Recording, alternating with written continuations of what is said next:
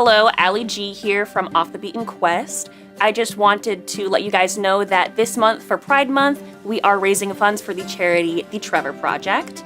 As a part of the LGBTQ plus community, I think The Trevor Project is doing a lot of great work because they are, first of all, the only suicide prevention hotline for LGBTQ individuals.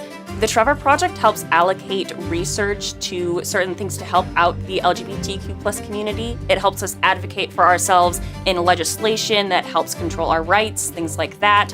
They also help educate people who may not necessarily be a part of the LGBTQ community, but have friends or family who are looking to just learn more about the community itself and how to advocate for the people they care about. The Trevor Project also has certain resources available on their website at all times, so if you ever have any questions, are unsure about what certain things mean, where you can find resources, you can go to their website and they link a whole bunch of different organizations. A lot of them are local and you can find particularly where you live and what kind of resources you have available to you as well. Throughout this month, Off the Beaten Quest is trying to raise $250 for the Trevor Project as small creators, and if we reach that goal, we would like to boost that as much as we can, so we rely on you guys for that support to come out and help the LGBTQ plus community. We will be fundraising throughout the entirety of June, so at any time throughout this month, you can throw in a donation our way. And if you cannot donate, you can look for resources on the Trevor Project site as well for how to advocate for those in the community as well. Thank you so much.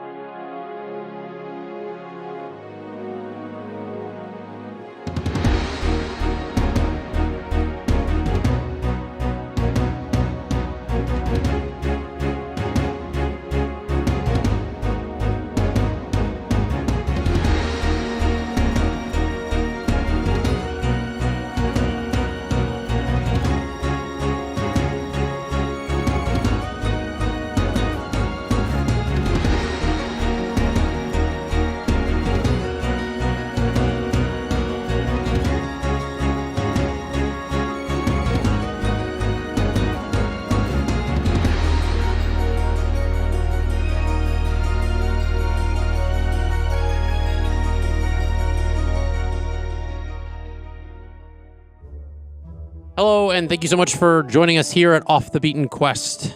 There's a lot of D&D podcasts out there, but you chose this one, and we're so glad you did. Because the good news for you is that this podcast is never going to give you up. It's never going to let you down. It's never going to turn around and hurt you.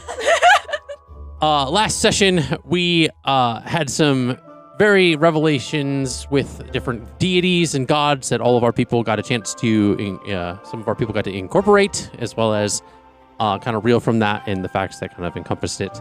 And we kind of left our session off with Eira having an interesting encounter in the evening and waking up to subsequently with like a knife in the wall and some things that happened around that, where she had an eye tattooed on the center of her hand that, as she showed Jax, blinked. So we are going to pick up right back there. So you had just grabbed the dagger. Essentially, it created this mark on your hand. It was like a burn. But it's kind of like, not like a normal burn. It's like the tattoo of an eye, essentially, in the palm of your hand. And it seems to be blinking. So almost as if it's like looking around and kind of moving in this, like, it's almost like an animated tattoo. Yeah, so we're going to pick right up there. What time of day is it? This is the morning. This is essentially, it's like after the night. Okay. Essentially like the next morning. She's not going to say anything to Jax. She's not going to cast Speak with Animals. She's just going to trust that Alyer understands her. She's going to tell Alyer to stay with Jax. Okay. And she's going to grab her cloak and she's just going to go. Okay. Because you had just showed it to him. Mm-hmm. So he essentially just saw that. And she wouldn't have seen it blink before. It's like that would be a new thing. Mm-hmm. And I would assume, given the night before, her inability to like calm herself down from what happened. Yeah. Tattoos don't blink. Yeah.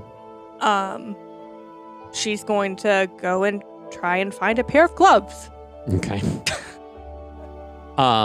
So Then try to talk to Nylea, but that's after the gloves.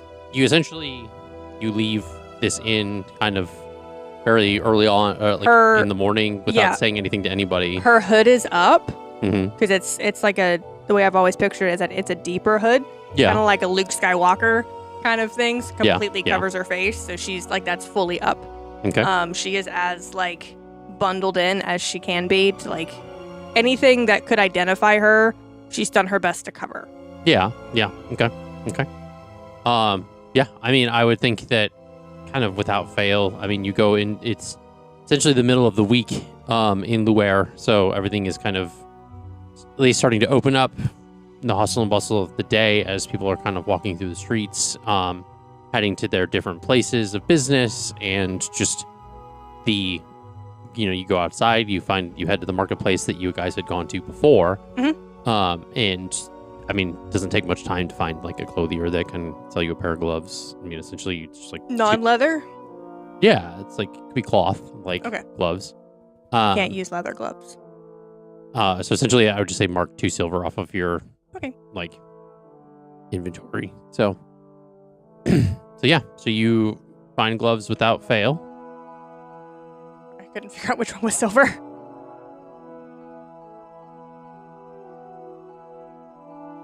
So Then she's heading to. Have it in my notes. I can't find it. The Mangrove Sanctum. yes, Yes. that is where you were told. It was Mangrove or Mangrave. Mangrove. My handwriting. With an O, not an A. That'd be 2 totally different things. Yes. So you head straight there. Mm-hmm.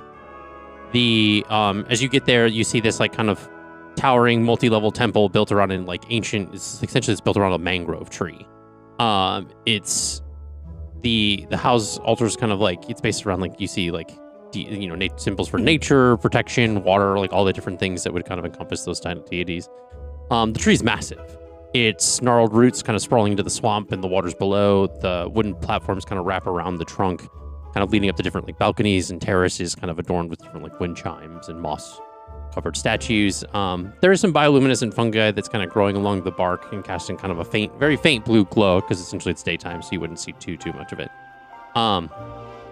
As you enter, it's very cool and dimly lit. The natural like, kind of alcoves that are carved into this tree itself, each level is kind of very dedicated to a different aspect of worship. The uppermost chamber is open to the sky, so it's allowing kind of moonlight to filter in during the nocturnal rites and different types of those kinds of things as far as the night parts of nature. But you see a green-scaled lizard folk kind of like person like druid, essentially with like bright amber eyes. So essentially, it very much so. This is like the equivalency of like lizard folk, but she looks similar to like that of like a crocodile or an alligator. It's very like I can't remember the distinction between the two, to be quite honest. But essentially, it's like that similarity as far as how the shape of her face and stuff like that is kind of structured. And as you enter, she introduces herself. She says, "Hello, welcome to the Mangrove Sanctum. My name is High Priestess Marilith Saros. What brings you to the Sanctum? What does nature see? What do you seek in nature?" I'm looking to find a place where I can commune with Nylea. Ah, yes, Leah, Eira is like goddess of the hunt. Yes. I would kind of like gestures. I would believe if you kind of take this staircase and it kind of takes you up to that balcony. There's some alcoves kind of nearby that essentially should give you some privacy as you go through there. If you need anything else, by all means, there should be, as of course I usually do every morning of the temple, there's some incense and candles lit and things like that, but feel free to light your own ceremonial as you need to pay homage. Thank you. Yep. And she goes. Mm-hmm. And I would think her hood is still up. Yeah. Unless this is like an enclosed space. It is. This is an enclosed completely, like it's like the inside of a tree trunk. So essentially, it's like completely enclosed except for like a very like opening in the center. Okay.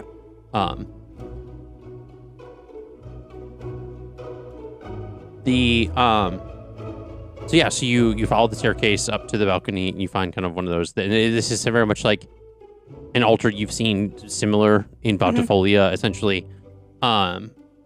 Maybe not necessarily 1-to-1, but it's similar as far as offerings and just kind of things that would be paying homage to that of like the god of nature or of the hunt, things like that. So yeah, what do you do to kind of get into that meditative state? Are there incense there, like in the like ones to go back to light downstairs and stuff? get more? Yeah, there are like it's like almost like in the different incense holders and stuff. There are some that are empty and things like that, but there's like a cup of incense that you can do, and essentially in your adventurer's pack or whatever, you have like flint and steel and stuff, so you can. I mean, I would just prestidigitation a little flame and light it. I wouldn't. Yeah, you can do that too. Need a whole thing. Yeah. It took everything in me to not do the Minecraft movie meme. Flint and steel.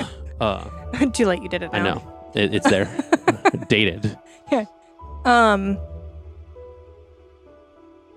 just gonna draw an assumption here. She's gonna pull an incense that is as close to myrrh as possible. Okay. And then just like that. I would think that's typically kind of what a lot of the incense that they have there. Standard, yeah. As far as like kind of the connotations of myrrh, essentially, as far as those kinds of spaces. Murder. Frankincense and murder. Judas. So you essentially you light one of the myrrh incense and you kind of put it in one of the incense holders. A lot of the incense holders are kind of like very much like they're branches of the mangrove tree itself that have been kind of carved. A lot of the wooden fixtures that you see, as far as things, it looks as if it was like kind of repurposed from the tree itself to make sure that they didn't just hollow out a tree and deal away with the waste. They kind of reused it, kept it sustainable. Yeah. To kind of as much like nature's practices, to make sure use of all the natural things. So you light this incense and kind of put it in one of the holders, and you sit down to meditate. Yeah, she just goes back on her knees, like knees together, like. Yeah. She does pull her hood back at that time. Gloves are still on. This music is way more cheery than Eira is. Yeah, and just does her best to like center in. Okay. By the way, the music was gonna transition. You just had to give us a second. We're getting there. You gotta cook first. So you kneel down to meditate. What do you think about to put you in that space? Like, how do you center in and get to that meditative? I think probably the same place she does when she's trying to fall asleep, which is like it's like visualizing in her mind's eye like her most peaceful place. Okay. And I think when she's trying to get to Nylea, it's the initial image of when they first communed, and it was absolutely just beautiful forest around her, just being completely enveloped by everything that felt, in Eira's mind, everything that felt correct. Okay. About like nature and about like the balance of all of that, and yeah, I don't know if she'd get there. There's an eyeball blinking on her palm of her hand. I would think that she would also have this like hypochondriac phantom sensation that she feels it blinking. Yeah. It probably isn't, but like she's just thinking that it is. When you feel like you have like a bug on you or something and it's not there. Yeah, and you don't. Yeah. So as you kind of think go through all that and it kind of gets yourself to that space, you are able to drift off. You find yourself in this, essentially kind of a lot of the area that you're in kind of has a little bit of influence as to kind of how you get there. You kind of you kind of start to like you almost like reopen your eyes, and you are in this like swampy kind of grove. It's very serene. Essentially, it's kind of almost like devoid of a lot of the architecture and things that you kind of came to, from Blue Ware. And you are walking on these like it's almost as if like the swamp, there is like this land kind of bridge that's kind of like weaving its way through like the swampy waters and the different like moss and kind of creatures and stuff that would be through it, as like a forest just like completely surrounding you. You step forward and you see Nylea is almost like tending to one of the trees. You see as if she's kind of like pruning it, trimming it up a little bit, kind of getting it to, it almost seems as if she's like taking care of the trees that are kind of around this swamp. She herself isn't on like one of this like land bridge mast. She's kind of standing amidst the swamp, but you can see that she's kind of almost like on this like embankment. Not as if she's walking on the water, but essentially as if like a lot of the like the grass or foliage and stuff is kind of making almost like platforms, kind of like for under where she's like standing. And so you kind of step to this kind of almost like kind of inlet that's like in the center of this like swampy water. So it's kind of like you have like almost like a plateau that you end on. And there's probably about, I want to say like 3 feet from you to where she is. So essentially there's a little bit of water in between the two of you. How do you get her attention? So she's tending to. Yeah, she looks she looks a little busy. Almost like, I guess you could say in a metaphoric sense. She's busy. Okay. Well, she's like Eira's like looking around like the environment, and the first thought that comes to mind isn't necessarily where she is. It's she wishes she had her mother's like green thumb. Okay. So she like looks to Nylea. It's like, it's one of the benefits of being your champion, learning how to keep things like this alive. She kind of like looks. Well, it does come with a bit of practice, but I'm sure you'll find the skills in time. If I ever have to stop running away from things, I have a few things if you have a moment. I can spare a moment. I've been a little busy as of late. There's been some developments, as I'm sure you well know. Sorry about that. Some things are better off in a certain way, I guess is the way to phrase it. But I have taken on a little bit of an extra work. There's some things that, for now, I've taken up the mantle of the god of nature. And so I've been tending to the nature as it's needed. But these are for, at least for the time being, at least. Any additional tasks I could assist with in that way? We'll get to that. Okay.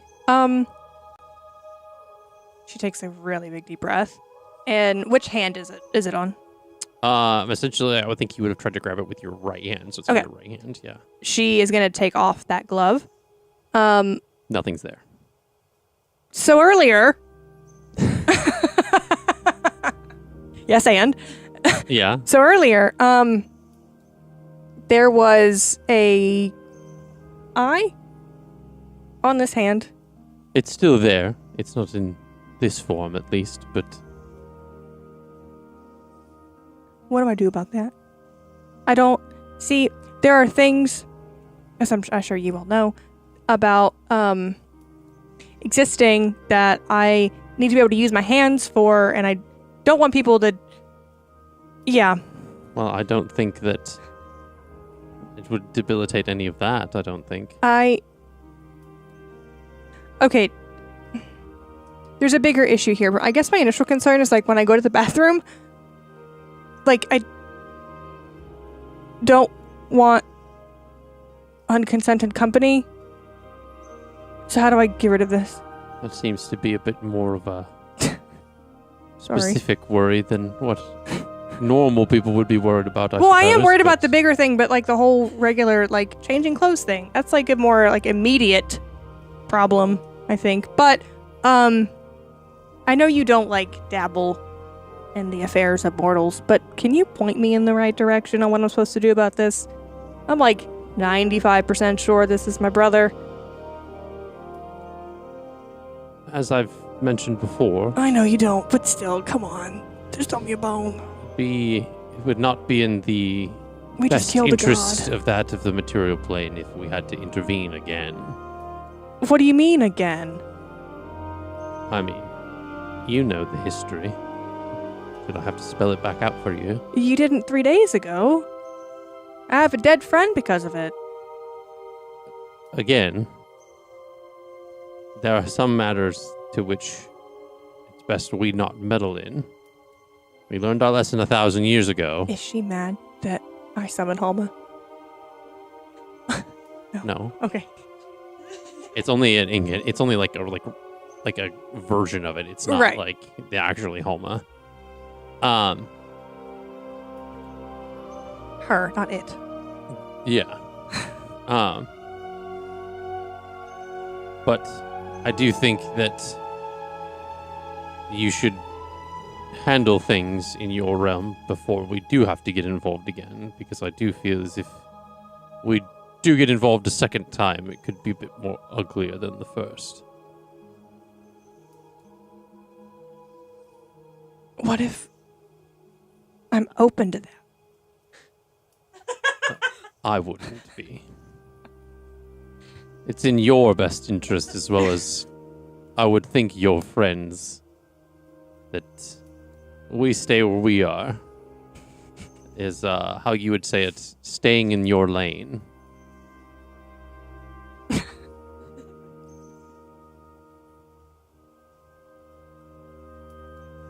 Okay. I also have 2 dots on my hand I've never noticed before that I'm seeing for the first time.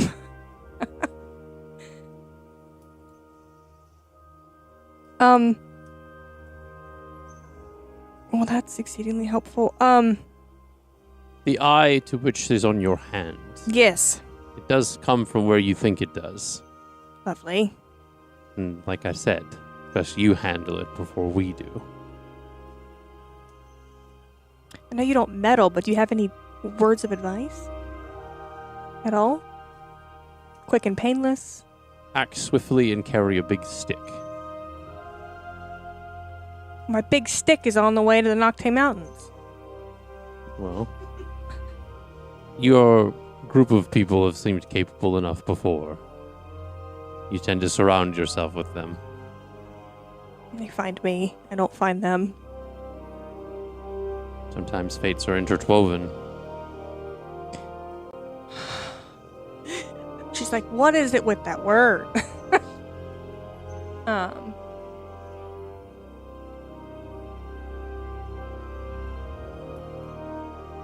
Everyone else hear that? Yeah, it's loud outside.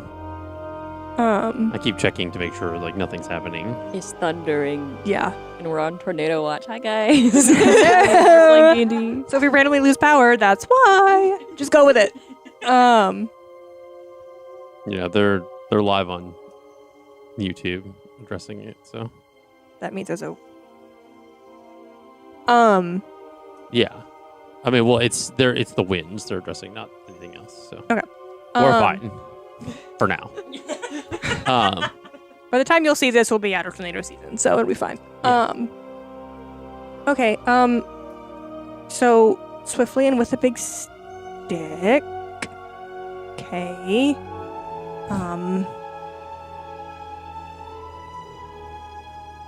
She's like what's running through her head is like, I'm so far out of my depth. I literally don't know what to do.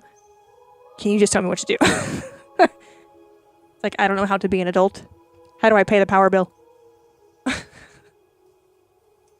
Are you all right? You seem different. Well,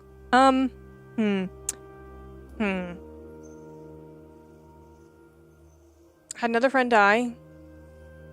My other friend killed a god. And then her god stepped in. And now apparently there's a whole thing where everyone's kind of shuffled about trying to figure things out. Oh, trust And me, you've I'm expanded your aware. responsibilities, which congratulations if that's in order. I don't know if it is or if it's just part of the job. But now my brother that I haven't seen in like, I don't know how many decades has just decided to come out of the blue and then tried one of his people, I don't know, tried to like Slow put a dagger down. through the wall. My goodness. Seeing Eira like this is actually so funny. What an exposition dump.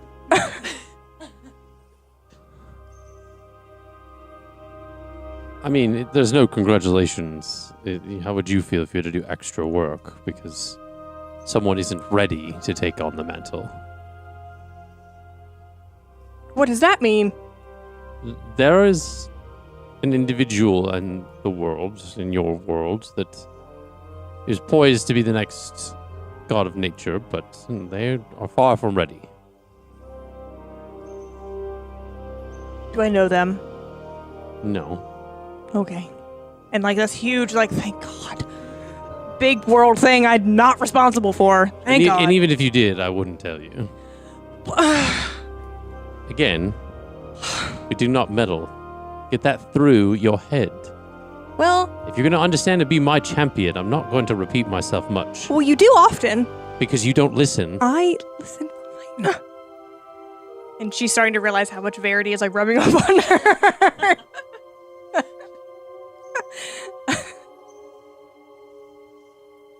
But it's best you do what is necessary. Keep the realm safe. As your duty as my champion, and just as a champion of a god in general. That's what your purpose is. Or at least for now. I'm not going to tell you how to live your life, but Would make things easier, but I understand. I mean, you signed up for a job, Yeah. so do the job. She literally had to think back, like, did I sign up for this?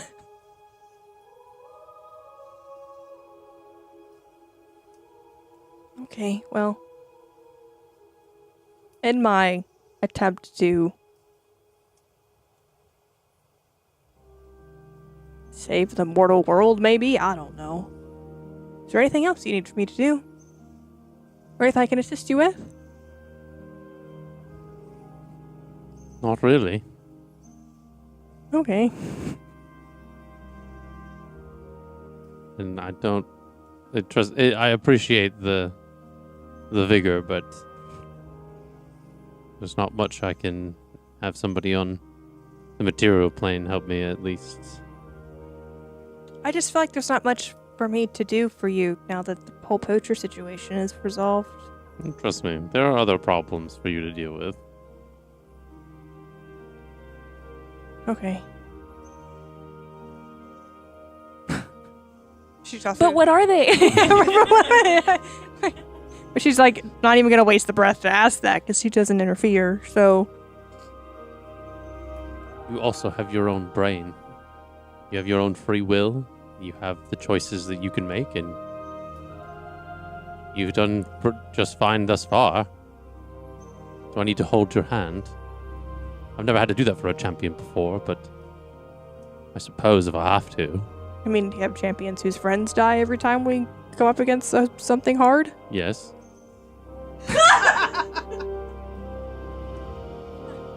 Life is but a part of nature, is it not? So like, never mind. Oh, come on, spit it out. No. You and Flosset as besties. Not necessarily. What about this veiled one? What's she all about? You have this new person that's joining the party who's all about this veiled one. She's like in love with her. It's Do I weird. ask about your personal relationships? But like understanding the political dynamic of the powers that be is a relevant component to my For you to try to wrap your head around that of gods would probably kill you. It's written in textbooks. Yes. In simple terms, for simple material folk. So I'm simple-minded now. Got it. Okay. No, some people have the Is abilities. she in her big, or is she like at my level? It's in a larger like form, but Okay. still, yeah. Because like in order, it's almost like to reach like that she was reaching the different. It's almost like the tree to her was at like a hedge, and so she's like trimming like the hedges or like pruning it and stuff. So that's like the trees out back. Yeah. Yeah. Okay. Well, Oh, that's not good enough for you. did I say that? Your People with putting words in my it was mouth. your tone. Well, that's fair. I don't agree with the assessment, but it's a fair one. Okay, well, I'm gonna go. Is that how this works? I suppose you're free to do as you like. You came to me. I don't. Well, I don't know, man. I don't know what's going on. I to be quite honest, I don't really know either. I'm so helpful. Okay, well, Collier says hello and thank you. What? It's just my face. Appreciated. And she's gonna try to like wake up, I guess. Okay. Wake up! So essentially, you go back the way you came through this like kind of land bridge, to the point where you, essentially like kind of like wake up back in this, kind of alcove meditation area, and First thing she's gonna do is look around the space, make sure that she's still safe. yeah, you're probably still by yourself. Okay. I don't know why I picture like there being windows also in the space into other parts of the tree. It's not the Keebler tree. It's What a callback. I love that, man. Not what I pictured, but she's gonna put her hood back up. Okay. And leave, I guess. Some Keebler cookies now. Fuck. okay. I have a recipe. So, you essentially like pay your respects and you head out of the mangrove sanctum. Mhm. Okay. Where to now? I'm gonna check to see if the eyeball is there. Is the eyeball there? It is. Eyeball is there. Okay. She's gonna name it Tom. He's a Fair peeping enough. Tom. God, Yes. surprised you didn't go with like Ivan or something. Why Ivan? Because it's I. Tom is better. With an H and an E. Stop. That's Tome. Thome. Yeah. Well, the H is. Well, no, there's like not a B in there. I guess whatever grammar. But Yeah, I don't think she doesn't want to go back to the Tavern Inn. Because Okay. she doesn't want to be seen. okay. I mean, they're gonna come looking for you. That's fine. That's fine. No. Is there a outpost here? An adventurance outpost? I haven't seen one of them in a long time. Not that you're aware of. Of course. Why would there be? Why would the realm's largest crime-fighting organization not have an outpost anywhere? It's almost as if I'm not gonna spoon feed it to you. Lame. Oh, you mean the first time Eira gets anything, and you just want me to hand you the keys to the car and let you just drive around? DC 1, duh. Yeah, okay. More like DC 100. I mean, she is gonna like look for like some kind of food, I guess. But while she's like looking for the food, she's also gonna keep an eye out for anything that looks familiar. Because there was like a piece of paper, right, on like the dagger and stuff.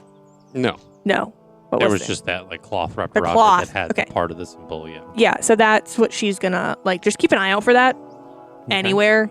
Okay.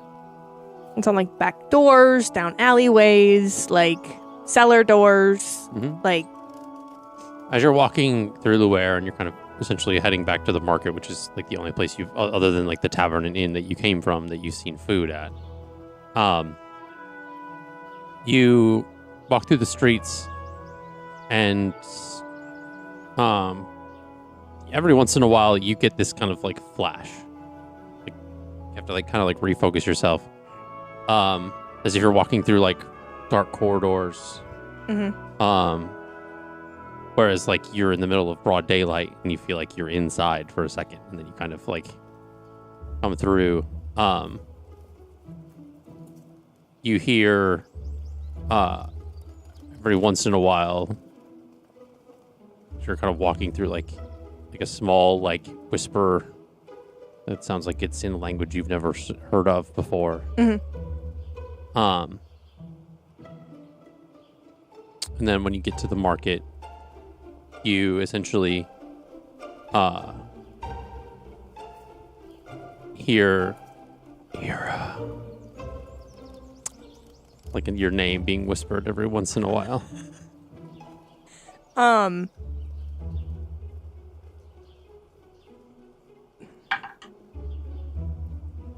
Which direction is it coming from? Behind you. Turned around. And you, for a second before it just kind of like, almost as if like something blurry out of focus, and then you're kind of like come to, you see as if there's like shadowy figures standing behind you, and you kind of like adjust your eyes and they're gone. But so it's almost like for like almost like a split second. Her head goes to Verity's patron. Okay. That's what she thinks. Okay. Has she found food? Yeah, you've made it back to the market and you found food. Okay. Meanwhile, I guess we're gonna jump back to the inn, and She is going to come back, but she's going for that one. She don't give a shit about anybody else. or are you going back to the inn now that you found food? Only because of the shadow figure. She's going to get Verity. Okay. That's it. So after you grab essentially what is like a small pastry and something at like a little stall, you had your way back. Take like 2 copper out of your inventory. Pokey pokey. You essentially make your way back to the tavern and inn, where now by this point everybody has gone downstairs. Sorry, guys. And is met at the tavern portion of the tavern and inn, and Jax has kind of explained that she left abruptly. Well, at least that was the conversation that they had while you were gone. Not another one. Looking Donna and I are like, So you are all in this tavern part as you see Eira kind of come through the front door. oh, okay. Eira. Where is Verity sitting in relation to all this? Is she in a place where I can come up behind you? I mean, I would essentially think that we're sitting kind of like we are at the table, whereas like Jax is kind of where you're sitting right now. Yeah. Ira's going to go up behind Verity Okay. on the side away from everyone and say I need to talk to her in private. Okay. okay. Verity immediately gets up and follows you. Okay. What's everyone's hearing? Like passives? Are you nosy little Nellies? A little bit. My passive's an 18, as well as my insight's a passive 18. Mine's a 19. We go outside. Okay. Because she doesn't know if she can trust Sable yet. Fair enough. Okay. And she doesn't know if, like, Sable is part of this thing that she's so scared of. Okay. To be fair, veiled one shadows makes sense. Okay. That's not why Eira hadn't put that together. Oh, It's well, just, she's new. I thought about it. Is everything all right? Jax told us you just... There was... Okay, so... She's gonna, like, pull her glove, like, down and, like, show her Okay. that happened. And I was perusing the market just now, and I heard my name, and a split second shadow figure behind me. Okay. So, I don't know if you could put a word in with your guy to stop with me, but that would be great. Okay. very ominous weather. Yeah. Internally, Verity will go, do you know anything about this? Nothing responds. It's very quiet. Erebus has not responded. So, do you mind if and she's gonna cast Detect Magic. I'm guessing she doesn't need to visually see it. I mean, I can take the glove off. That's not a problem. No, she's just gonna put her hand over it. Mm-hmm. Okay. So, Which is hysterical because I think Eira can also do that, but she hasn't. if you sense such a... Wait, where is it? Yeah, Prince Magical effects within 30 feet. See a faint aura around a visible creature or object in the area that bears the magic, and an effect was created by a spell you learn the spell School of Magic. Okay. The aura like around this is like a kind of almost like a deep, like blackish purple. And you see that this is the school, the divination spell. Well, definitely magic. It's this purple, like black purple. It's divination. I wondered have you tried, like, remove, I don't know if it would be considered a curse, but like remove. I haven't done anything. Because it keeps blinking at me. Is it blinking So at me? it's not like, it's not a continuous animation where it's like looping like a GIF. No, It I just know, but like, happens every once in a while. right. Like an eye would normally exist. Do I see it blinking at me though? The pupil moves. Let's put that back on you, like. He pulls the fabric back down. Maybe we should try remove curse. Maybe, I don't know if it's a curse or not. Try that, or some. Basically, I don't know what to do, but like, I don't know if this like sable person. Basically, this all has to like tie in. I'm assuming with like my brother and all that stuff that's going on, and Sable's timing of showing her face and then now this happening feels weird. Probably paranoia, because you know me. But I don't know what to do. Okay. So calm and collected when it's everybody else's problems. Right, When it comes to it's so yours, you're just fun. like, what? Yeah. I have a question. Is the tattoo hyper realistic or is it like a No, it's essentially like Okay. the outline of an eye. Okay. Like it's just like the kind of That's what I pictured shape, at first. like a dot. But It's like in black ink, so it's like kind of like the all-seeing eye. Like Basically, I just wanted to know if it was Erebus or not. Again, he's very quiet, so I can't answer that. I mean, well, I take that back. Their magic is more of just a purple color. Though it does have purple in it, it's more on the blacker end.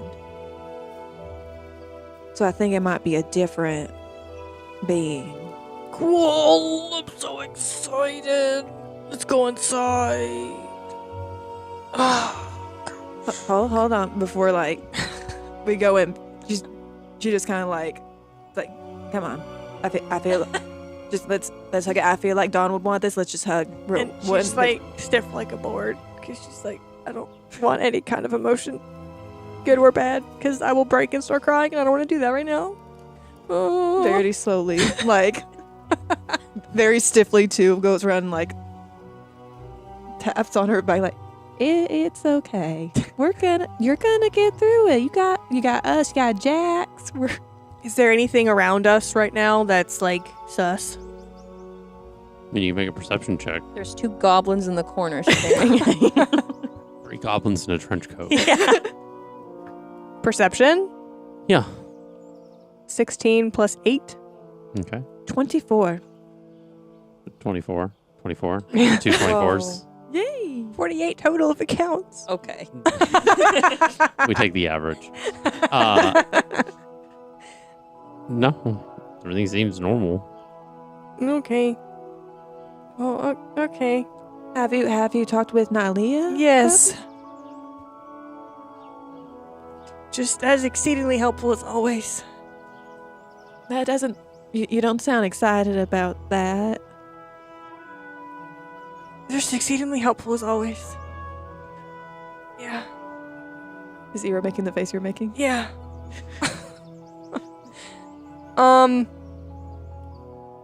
She did confirm that it is my brother, though, so we should get on that. What? Yeah. What exactly did your brother do? I think I'm out of the loop. He's Make a history check. part of like a cult. Make a history check. He's part of like a cult. You don't get to answer until you get the lore. Because we've talked about this at length. The lore. Which one am I using? This one. Matchy, matchy. What was it? History? Mm-hmm. Another 24. Okay. You know he has fanatic tendencies. Nothing has been confirmed by you or your family. Why are you saying this like this? So the So aspect of a cult spicy. is not that eradicate that from anything that just happened. Because that's nowhere in the knowledge of what.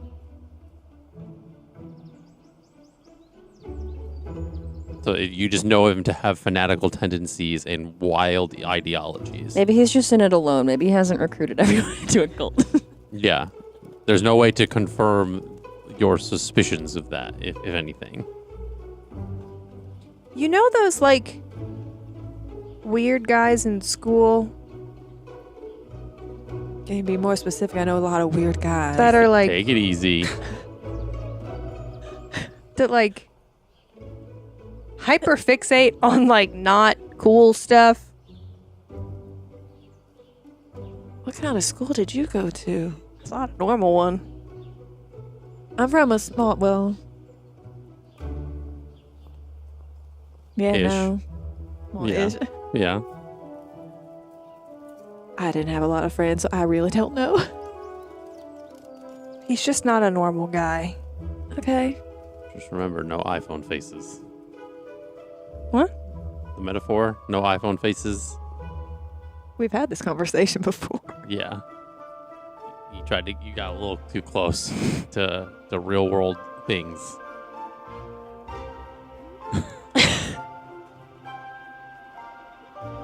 Okay. Fanatic, got it. I'm guessing you would have said that. Sure. All right. We'll keep an eye out. And is there anywhere else we need to go besides, just get the heck out of here? I don't. Because between the hand thing and getting kicked out of the place yesterday, we probably should get you out of here as soon as possible. You'd think. Okay. Verity opens the door and just yells, "Jax! We're leaving! Gather, everyone!" Okay, so he kind of like begrudgingly gets up from the table with Oyer and Cole, and just is like, "All right, guys, like, Okay. guess I'm the messenger. Like, let's go." Now I'm just picturing Eira's brother as like a frat boy. You're like those weird guys at school. Not that side of weird. I guess we're okay. Oh, man. I guess I follow. So we all come outside. Everyone's got all their things? Good, cool. What? Okay. We need to get Eira out of here. Okay. Why? Because fate has decided that we need to get out of here, so we're gonna get out of here. Right? Everyone, cool. All right, if that's what we gotta do, that's what we why gotta are we do. leaving? Because of the thing on her hand, What on it? What? Okay. What? and we need to Shoo away. No. Nothing. This is a 23 insight on Sable for trustworthiness. Yeah, she ain't doing anything shady. Yeah. What school did you say this was? Divination. She's gonna pull the fabric back on her hand and show it to Sable to see what her thoughts are. Sable's gonna immediately touch you and cast Death Ward, which is just It's a good she doesn't know what it is. Yeah. But basically for 8 hours, if you were to die, you would be not dead. A zombie. No, you would go back Instead of to dropping 1 to HP. unconscious, Okay. you go back to 1. But yeah. Yeah. Oh, wow. Yeah. Do I feel anything when that happens? Not really. No. I'm just like, do you do a high five? Yeah. Bump. You high five it? So, why? I get that it's weird. It's I went on her hand, but what? to Nylea, and she confirmed that this is from my brother's activities. So you didn't get a tattoo in the middle of the night. No. So- And I definitely wouldn't get one on that side of my hand. I would get it on the pretty side of my hand. But why are we worried? Or why? I guess I don't understand why we're rushing out of this place. If it's So- something we need to handle, wouldn't we want to stay? You know how when you went to lunch or dinner or whatever it was with Eliana and her mothers, Yeah. and how Sable and Verity and I stayed back? Yeah. When the son figured out that I am Marian, we were shoved out the door and told we should leave immediately because I am not safe. And then that night, the Well, that fabric's sounds- pulled back down. This happened. Well, yeah. I was there for part of that. I mean, and he kind of looks at Verity. He's like, "Don't you break into shit? Why don't you prove that this person is a part of the threat? Who are you talking about? You've broken into people's houses before." Whose house? I've never broken into anyone's house, at least not She that told you've us seen. about the person she almost killed. Oh, yeah, I Not that you've seen. I did do that. She told us though. We were there when she said, "Yeah, kind of." That's the reason that I don't want to go in there. I'm sorry, can you repeat what Jack said? I just go. He said, "Don't you break into stuff? Why don't you prove that if he's a part of it, then we prove that he's a part of it and we deal with it, and then we don't have to be What? scared anymore." We don't know if the child is a part of it. We're just He's just aware. you Well- can be aware of and have knowledge. Didn't but she I say that can't go- Dad was weird? The little boy was weird. The dad just went upstairs to make dinner. Oh, I thought you said you got a weird vibe, but okay, It's like a week and a half ago. I don't. you did. You said he was tense and rushed off, and then the kid rushed you out of the building. Oh, okay. I'm sure I said that. Sure. That happened. This is why we take notes. Probably in my notes. I can't read that. And the fact too that we last night, also weirdly enough, last night I think there was in Thieves' Cant on the bar. It said that I was always watching or something like that. Oh, All the more reason to figure it out and deal with it, right? I mean that's literally an eye, Yeah. and it blinks. I'm wondering if the man. Why am I the only one putting things together? I wonder if the man and the child were trying to protect her, or if they were trying to scare her away. And shouldn't we figure that out?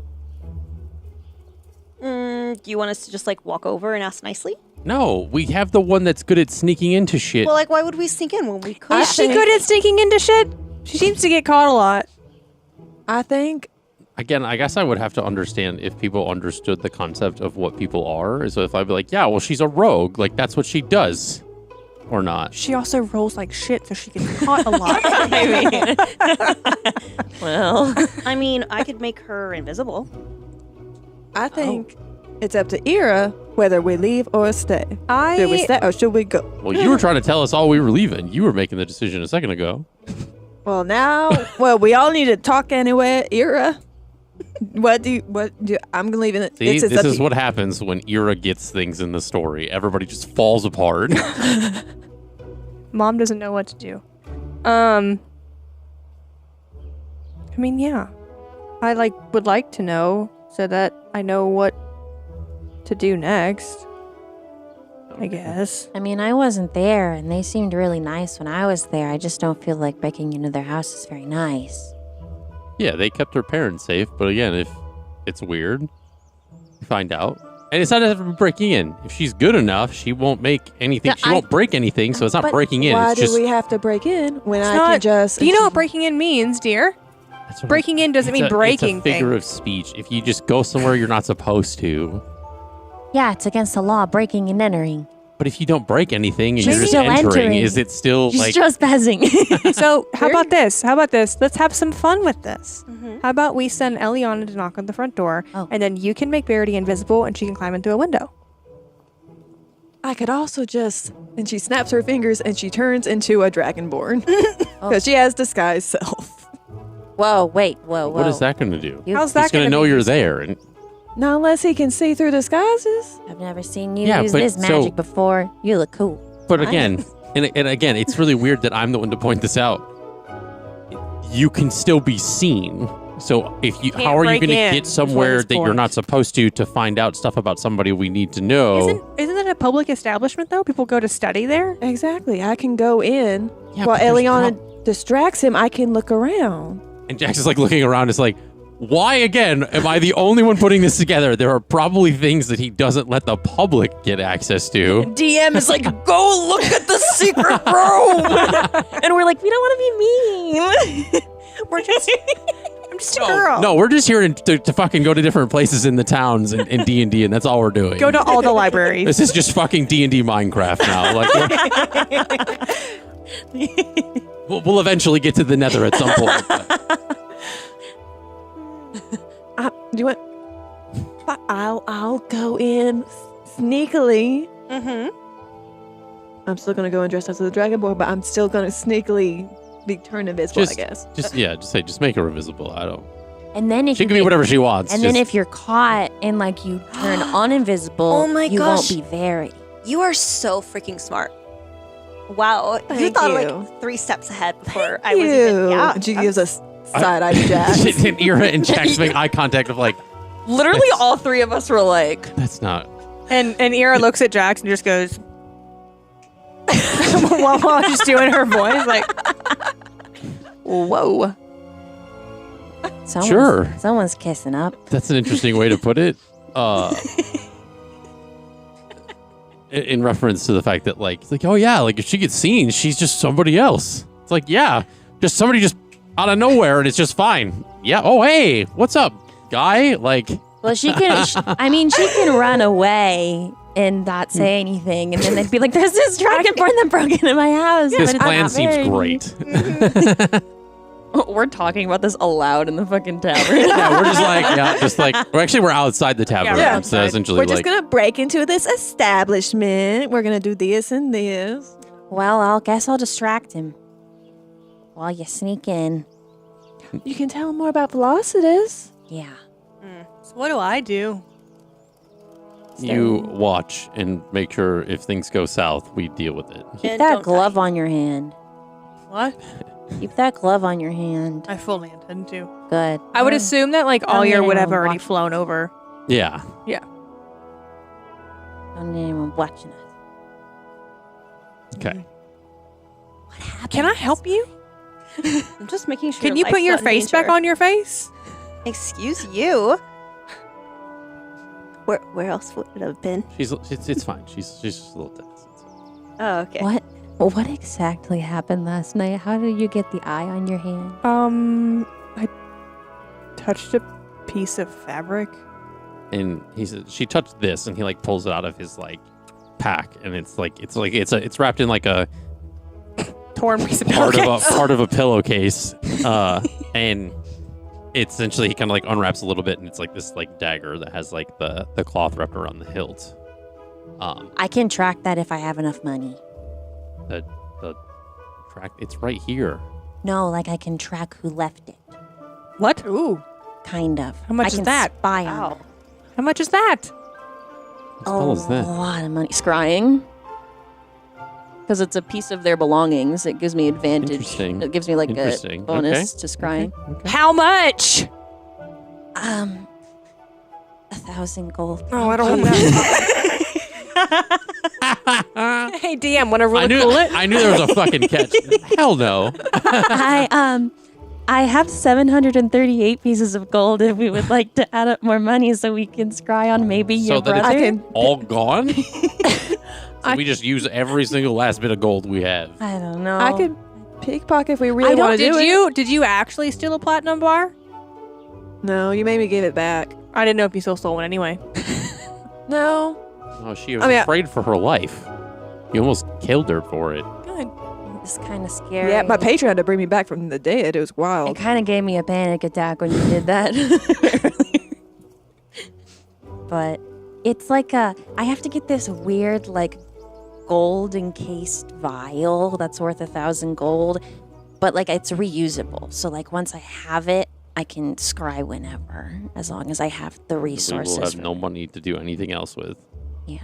Is there a quest board? We can go kill some ghosts. Side quest to get money for the scrying.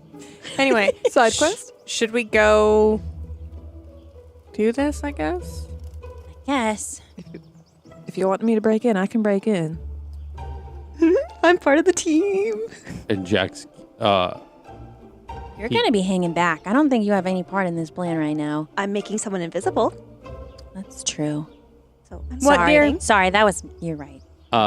Jax gives Eliana 300 gold and says for later. Don't do it right now. We'll handle this after you act as the decoy. Where'd you get that from? Don't you worry about It's it. more than I have. Oh, People kept giving me gold for shit. thanks, You Jax. guys kept divvying it up 5 ways. So I was like, okay. Oh, that's right. I do pay your bill everywhere we go. Yeah, everybody just keeps giving me stuff. And I was like, all right, I'm just going to hold on to it. All right. Well, But that being said, you take 1,000 away from your inventory. I know, not yet. I was though. saying I you don't haven't get bought to it yet. just hold on to that. And I'm like, oh, I got the tube now, guys. I am the rules lawyer. If you think I wouldn't take it out of my inventory, You've also played a rogue before. that doesn't mean anything about me. That's stereotyping.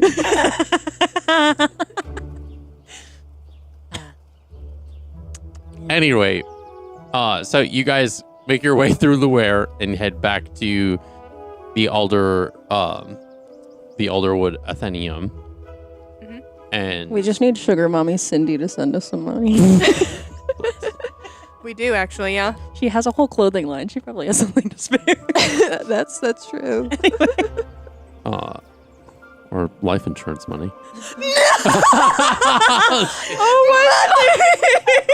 Calm down.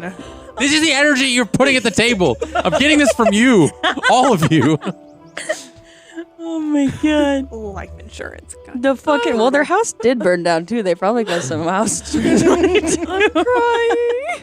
Any rate, you guys get back over to the Alderwood Atheneum, or at least close enough, and says, okay, just so, and Jax is like, so we're clear, because I feel like this is still a little half-baked, or it's a little doughy in the center. What's the fucking plan? So I'm gonna go in. I'm gonna, do a little knock on the door, and I'm gonna ask, like, "Hey, can I come in?" And before I knock on the door, Well, you don't have to. It's a public place. You can just, go in. okay. Well, I guess you're probably gonna turn her invisible, and then when I open the door, she's gonna follow in behind me, invisible, and then I'm gonna distract him. Well, there- how long? How long does it go for? I can give her an hour. All right, that's fair. Are there any windows? Charity, go in through the front door, dear. So much easier. I'm asking the DM. I'm not saying it out loud. Go in Did you just through. argue with the narrator? Just looking for exits. It's like, who are you They're all talking to? painted. There's a second floor that essentially had the living space that had windows and things like that. Yeah. Does it look unlocked? From the ground level, you can't tell. You'd have to go up there and find out. Oh. Say, we haven't gotten that far yet. You gonna make me See? fly? See? Half baked. And before you go anywhere, Yeah. I'm gonna give you here. Just. And I'm gonna. Grab your whole head. Like I said, this is the energy that's at this table right now. Sparkly starlight hands. And I'm going to cast Enhance Ability. So you have advantage on ability checks for dexterity saving. Dexterities for abilities. Dexterity abilities. I'm sorry. Dexterity, you said? Advantage? Yeah, dexterity ability checks. On ability checks using dexterity. Your stealth and sleight of hand. Yeah. Yep. Okay. Essentially the equivalency of pass without a trace. Oh. Sort of. Yeah. Same vein. Okay. Sorry. So, game faces, folks. Oh, That's Jack saying this. Like, Let me just take a long rest just because I don't remember if I pressed the button or not. I mean, essentially, you all should have. Yeah, you guys all did sleep, but okay. So, go ahead. Let's do this. Uh-oh. So you cast the spell, right? Yeah. Sable's gonna walk over. Are we close to the area? Yeah, you're close enough. Yeah, it's like maybe like you're like was either than like 5 or 10 feet, so you guys are close enough. So to obviously to not be within was any like, like that's window pretty cool. shot, but like Yeah, she'll literally just touch your shoulder, and then We're in an immediately you will turn invisible. You will stay invisible. She's gonna tell you you're gonna stay invisible as long as you don't fight anyone, don't hurt anyone, and don't cast a spell. emphasis on the don't hurt anyone. And the don't cast a spell. The casting spell one is the one I immediately was like, okay. Otherwise, you will not be, sneaky. Okay. I'm not going to promise anything about what Jack said, but we're going to do this. Okay. So, do you have to be touching the person to cast the spell on them? Yes. Okay. I touched your shoulder, though. Okay. So Jax is gonna kind of get close to the base of the building, and he's gonna essentially cup his hands kind of just out enough with enough height, and says, "Okay, come on." what? Why don't we just go through the door? Just follow me up. She asked about a window. I don't know. Fine, whatever. You asked about a window, dear. No one's there. She was looking at the windows. She was looking at it. He looked at me funny. All right. Okay. So you guys, Okay. Do you want me to go through the... Go to the front door. we're running out of time. Go through the front door. Okay. Eliana, you first. I open the door and I leave it open. I'm like, The fresh air. Do you leave enough room where Verity can sneak? yeah, so you can get through. Go. Eleanor comes in is essentially in the the first floor, and he's just oh, welcome back. How can I help you folks? Yeah, didn't expect to see you back here so soon. Hi, yeah. I just really wanted to thank you for everything you did for my family.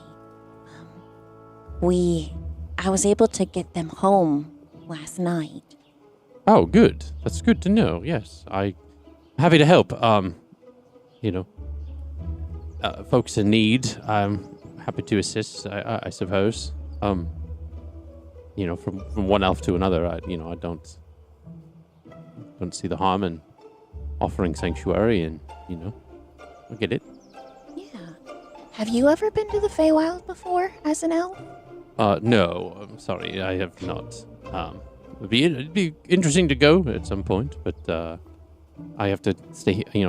Make sure my son is good, and I'm trying not to Of course. rush away.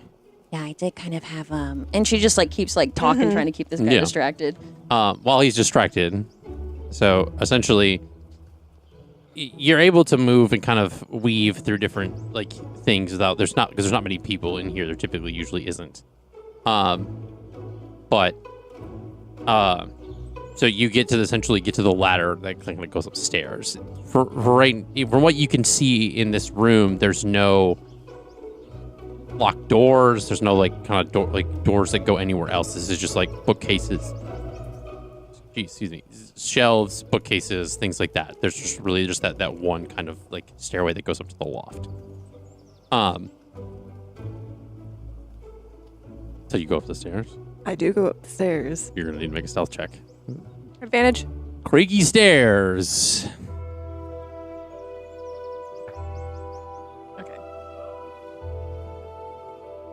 Okay. 22. 22. So you're able to get all the way up the kind of the stairs in the essentially like the hatch to the loft is closed.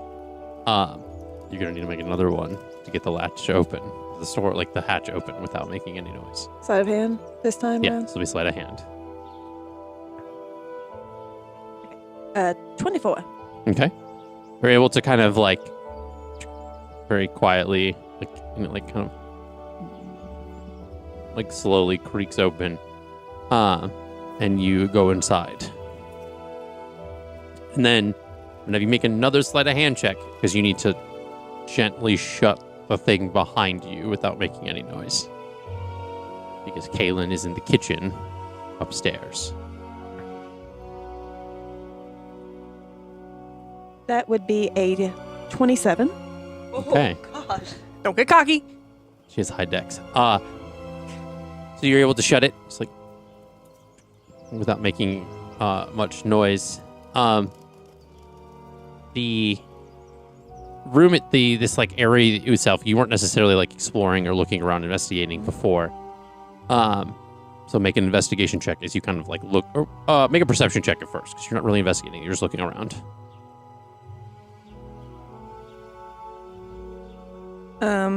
26. 26. You look around and you see that this space looks like a typical like loft, like living space. There's like kind of adjoining rooms. There's doors that are kind of cracked open that you can kind of see like two different bedrooms and stuff that kind of like peer off.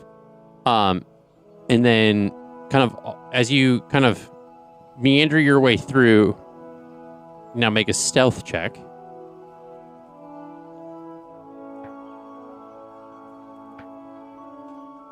Uh, 25. 25. Ellie. I don't like that one. I like this one, maybe. No. Hold on. Sorry. Oh, that one made me happy. I like that one. Damn. All right. Hold on. Back in Draclavore. Can we go back to the first one? I don't like this one. You make this stealth check for me? Did I not just do that? She did. Oh yeah, what did you roll? I was It was switching the 27. music. Thank you, 27. So you rolled the 27, so you kind of sneak past. It was a 25. Oh, yeah, It was sorry. 25. Sorry, 25 was the last 27 was one. 25 still works. You sneak past Kaylin and you kind of like get into this like kitchen area, and you see that there's like there's like a door that goes off somewhere, and you kind of initially kind of touch the handle and it's locked. Question. Mm-hmm. The ring. Is that considered casting a spell? Yes. Okay. Because it gives you the Misty Step spell. So that still does count. So you are not able to do that without being caught. Losing invisibility. Not being caught. So Fair enough. fair Is there- enough. Is there a window upstairs? Yes. But it's like kind of back where you came from, and it's in the like living space.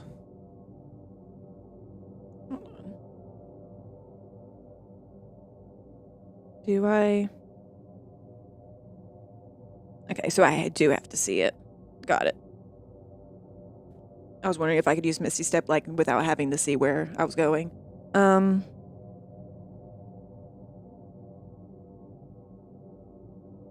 I have? No, I know. That's what it is. I was just going to say, we you have can- used it in the past. I do You have- can look through the keyhole of the door if you want to try that and see if it works. Well, now that you say like that, yeah, I'll look. 'Cause I think that's what we've done before. Yeah, probably. I think That's how we've used we it worked before. around it a little bit. I also have thieves' tools too, if that doesn't work. That's completely up to you. I'll look through the hole first, and then if Okay. I mean, you can see in through it into what looks like a from like very small first glance, essentially like pinhole size of like what you see. It looks like as if it's an office behind this door. But Misty Step, regardless of if it's a use or if you cast it, it's still A spell. casting. Correct. Yeah. So you lose, if you choose to Misty Step, you lose invisibility regardless. well, my thing was if I don't have to see where I'm going, and it's 30 feet, I could just Misty Step outside. And then fall 20 feet. Well, it's 30 feet. Yeah, but then you would fall because, gravity is a thing. Like, She's at like a window. But so just to be clear, you do not know if there's a window in this room. I know. That's why I asked if there was a window in like the Yeah, common yeah. area.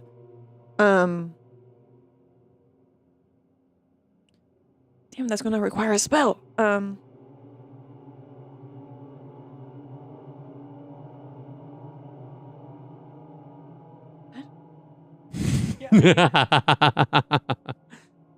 I like it. It's With tense. the maniacal laugh. It's tense. It's meant to be a tense situation. Like camping. No. Where's your water bottle? I'm reading what I have in my equipment. Okay. Oh, I'm thinking about making because I have oil too. I'm thinking about creating a fire. There Of it course. It's gonna be a distraction at least. And just Burn down all the evidence. I'm not there. Yeah. That's what I literally just said to myself, like, Eira is not there. oh my gosh, yo, I didn't think this through. Obviously. You have Fuck it, I'll start a fire. you have thieves' tools, but apparently, fuck it, I'll start a fire instead. I love it. I love the energy. Burn everything we need. Yeah, I'll try to do thieves' tools. I'll go with plan A. After Lawful neutral, not chaotic neutral. Go ahead and make a sleight of hand check.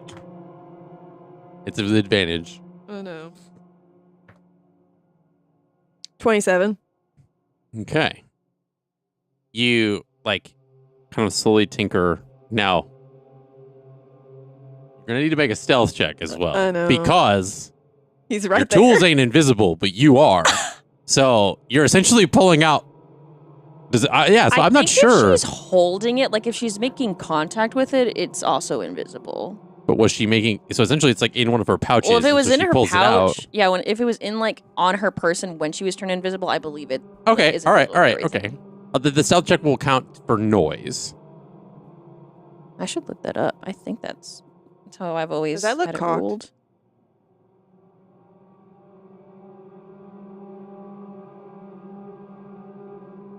Like from this angle, it doesn't. Like it's. Roll again. You gotta respect the cock.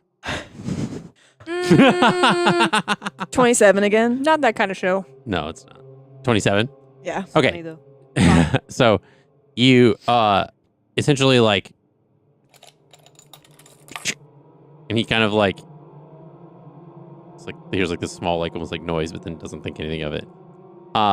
And I'll use the same 27 for Okay. stealth. I'll be nice. You're able to kind of open the door slightly enough Mm-hmm. without him noticing and kind of in and then slowly close it behind you. You could have used the oil to oil the fucking the hinges would squeak. Oh, it didn't squeak. It's I know. a well-maintained door. Yeah, anything the target is wearing or carrying is invisible as long as it's on the target's person. Okay, it's fair enough. Yeah. So you make it into this office. Do I see anything that is I'm referring to my notes. At first glance, nothing seems out of the ordinary. It seems like an ordinary office, very surface level. So you can make an investigation check as you kind of look around. Dang. That would be a 12. 12. It takes you a bit to look around and find things because it's very well hidden. There's a lot of things in this office that show they're books that have been acquired. These seems like different than the library downstairs. The books on the shelf are of Marian history, different memoirs of long dead nobles.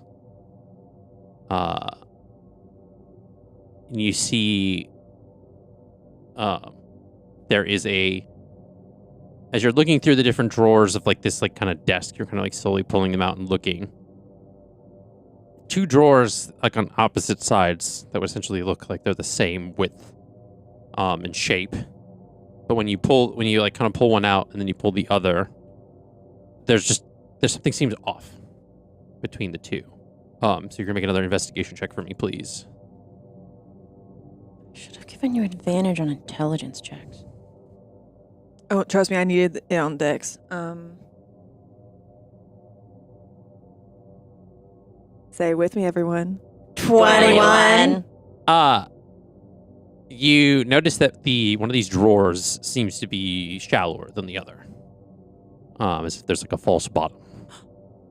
I pull it. So you kind of like push on the back and it like pops up. And underneath is a hidden ledger that reveals coded transactions. Donations from unnamed benefactors, purchases of obscure relics, shipments to unknown locations.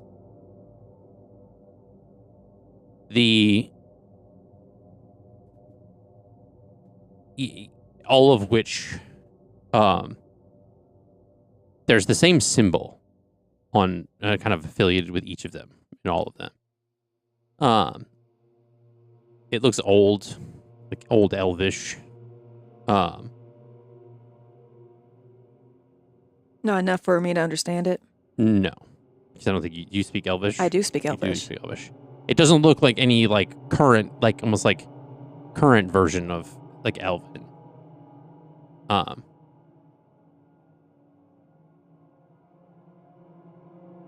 But yeah. Okay. Is there anything like mainly specific, like a common theme with these relics and artifacts? They seem to be centered, they're very historic. They seem to be like old. A lot of things that like even predates even the early like 100s of this era. Put it in your bag and bring it with you.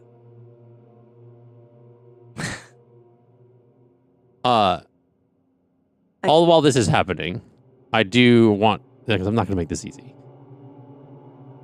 I'm going to make you roll a persuasion check. Okay. I'm not going to simulate the conversation, obviously, because you don't need to like random old nonsense. Would I get advantage if we simulated? No, I'm kidding. Just roll for persuasion is sort of like almost like keep his attention. Okay. Okay. Big dice, big dice. Uh-oh. That's gonna be, what's my persuasion? That's gonna be a 4. I rolled a 2. Amidst your conversation, you sense that he's getting kind of tense. No, wait. Kind of getting like sort of like, I'm sorry, I'm very busy. I can't. I appreciate you coming by to talk with me. Oh, you're busy, but don't you want more information about like the Feywild for your documentation?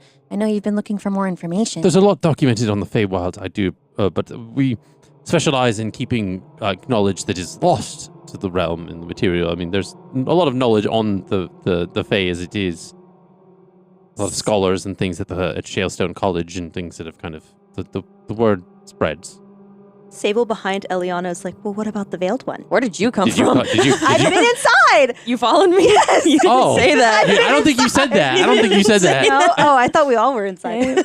Oh, No. It was Eira's just not it's just inside. her going in by herself. But if you want to go in with Wow, her, go in. I imagined I was in. okay. So make a persuasion check. If I knew we were doing this, I would have prepped your person.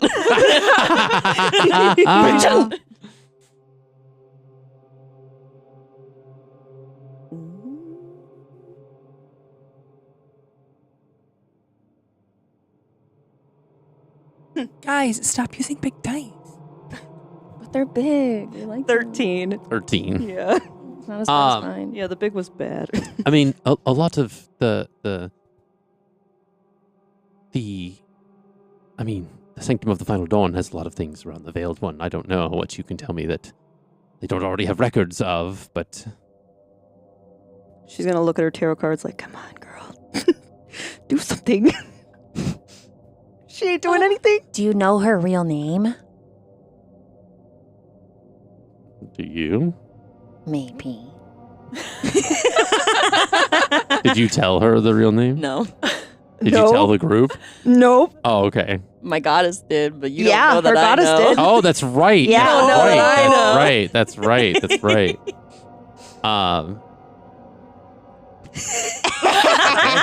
I mean, So I forgot I did that. he says, I guess I can take that information in case they don't have it. I don't know if I'm allowed to say. Then I don't know how much I can.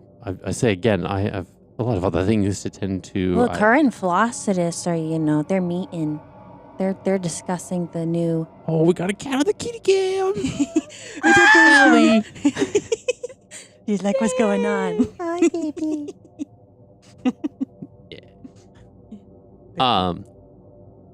So go ahead and make another persuasion. Okay. You can both do it essentially. Okay. Best idea ever. Okay. That was Journey. 19 plus 2. 25. 21. 25. 25. Okay, we saved it. So he says, okay, all right. And he gets he starts writing more things down. So back in the office, I grab the ledger. you take the ledger. I make sure there's no traps. And I take the ledger. Investigate. I was very surprised Investigation you check. weren't checking this whole time. I was like, oh. Investigation said. Mm-hmm. Say it with me, y'all, again. 21. Drought is over. It definitely seems to be sitting upon a pleasure plate. And on the front of the drawer, you notice a very small pinprick hole. Oh, no. Okay. Aren't you glad you checked? Can I, estimate how much? Because I have ball bearings. Okay. Can I Indiana Jones this and, guesstimate how much the book weighs and, try to, He also called out there is a pin-sized hole.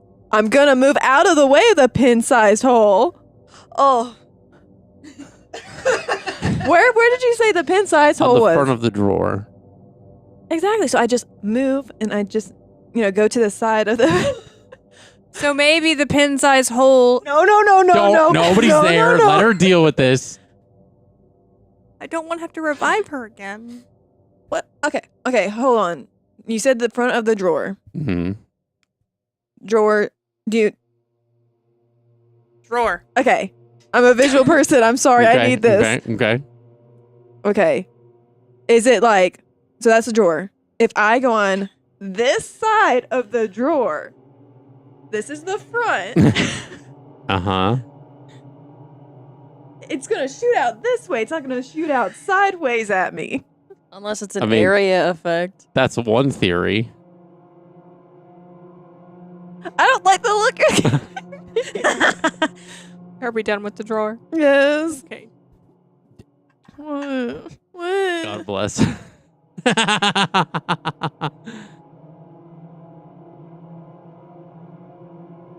Oh. I was like, what's I that going to believe in you. Did you forget about an ability you have? I forgot that I have 2 thieves too. Okay. All right. Okay. So what are you gonna do with the thieves' tools? I'm gonna try and disarm it. There you go. Wait, isn't that a trap disarm kit? Isn't that something That's separate? Baldur's Gate. That's Oh, Baldur's okay. Gate. Okay. Fucking Baldur's Gate polluted my mind. I literally went to her character sheet and like tapped her proficiencies. I was like, why are you pointing to the poisonous kit? Oh no, it's that. Everybody needs the little like. You need a D&D version of the little okay. paper clip that like pops up and it says, "Hey, do you maybe want to try this?" I want to try. Clippy. Miss him. So, to use the thieves' tools, I use the thieves' tools. how do you use the thieves' tools? I'm interested to see where this goes. I don't know the answer to that one, but I just know you can use them to just. So, okay, make another investigation check. Thank you. You're welcome. Oh. Womp womp. 9. I tried. When you try so hard, but You you don't don't succeed. Need a video of the dice and just like sad music in the arms of. I rolled a 2, and then I got a +7, and I made it a 9. I mean, at first glance, there's no mechanism or ways to get around the pressure plate on the side. But, and I'm really giving you this one. Girl, do you have It's almost as if the tiny hole on the front is a way to disarm the thing so that the person can take the ledger out on their own without causing anything to harm to them. It's like those it's like those door handles that have the little key where it's going like boop. Or like on those like old like Mattel like digital things where it's like the reset button that's on the back of the things. That's where I was getting at, but we got there, folks. Is okay. It's Poison all right. dart. I thought it was gonna be like a dart that shoots out. Okay. Yes, a little sewing needle shoots out and stabs you in the little finger. Surprise it, Cindy! She's designed tiny ones. I'm going. Just says my nose on the side of the drawer. I'm going to press it. So you're gonna use the thieves' tools, and I'm gonna make a sleight of hand check. How long does the enhanced ability work? Does it last for an hour or two? It lasts for an hour. But Okay, this so isn't same hour, same this hour. is sleight of hand. Yeah. Yeah. Thank God. Sorry, y'all. Allergies are killing me. 25. Same. 25. Essentially, you take one of the tools and you kind of like stick it in the slot. It like kind of just barely fits. And you hear like a, and you're able to pick up the ledger, and nothing happens. Ooh, God damn it. I slowly. I put something in it. Like in the spot where it was, underneath the false bottom. Okay. Yeah. Like, To kind of simulate the depth that it was sitting on. Okay. Yeah. Okay. See and where then you're at I close them, that. Okay. and then do I see anything else? That's all is what you've seen. I mean, you can look through some of the Marian books if you would like, just to see what they're about. But a lot of them are based around they seem very old. The spines of them essentially have like old Elvish, Gotcha. which some of them like have old Elvish, but then you can recognize mostly out of it is based on like history that you've learned and stuff like that. That like you recognize the name Mar in certain situations. What's the oldest book in here? I want to take it. Yeah. So on the 17th book on the third row of the shelf, 7. It's a number. Sorry. 17th, Still got this 7 in it. Anyway. you just randomly pick up a book, and it has some things about like Marian hearts, things around what seem to be like weird rituals kind of about like the Marian bloodlines, things like that. I take it. I put it in my bag, and I get the heck out of there. Okay. Go ahead and make a perception check real quick before you leave. He's like, you missed one more thing. You missed one more thing. The boys snuck in on ya. You said perception? Mm-hmm. Yeah. That's a 16. Okay. Could be worse. I don't know what you guys are thinking. I don't like my thoughts right now. Because of how old the books are and the bookcase, they don't seem to be the most clean people. There's a very clear indication of dust that was moved as you've moved and taken this book.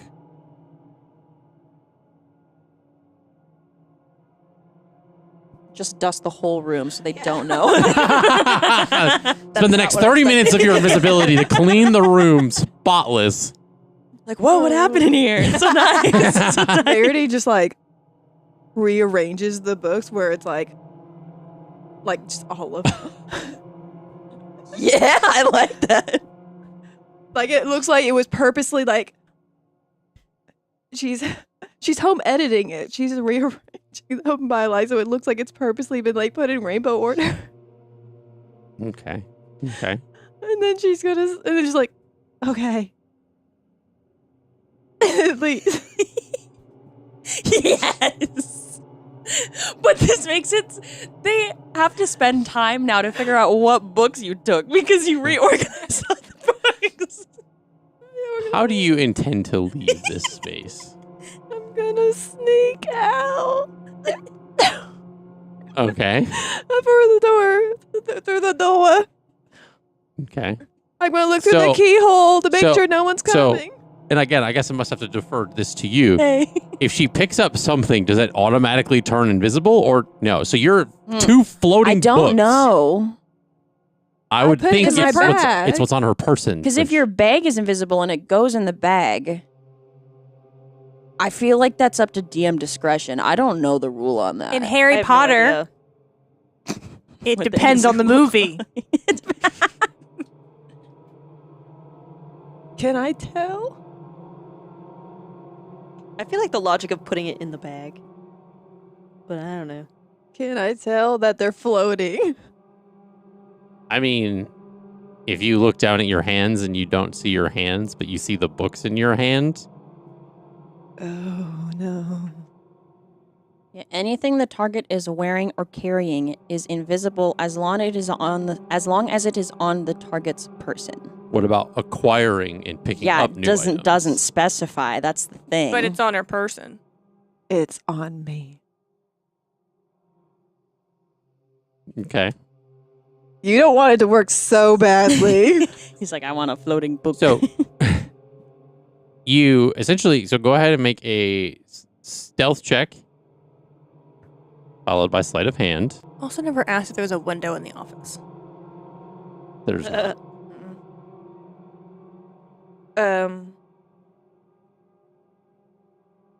Stealth was a 25. Mhm.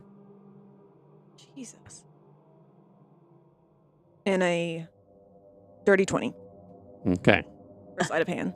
I have some news. What? They changed it in D&D One. Oh yeah? Oh my gosh, no! It just says a creature you touch has the invisible condition until the spell ends. The spell ends early, immediately after the target makes an attack roll, deals damage, or casts a spell. It says nothing about objects in this version. Just fucking nothing about objects in the new That's version. what I read. Yeah, so I was like, I don't know about that's what my thing said. Your discretion.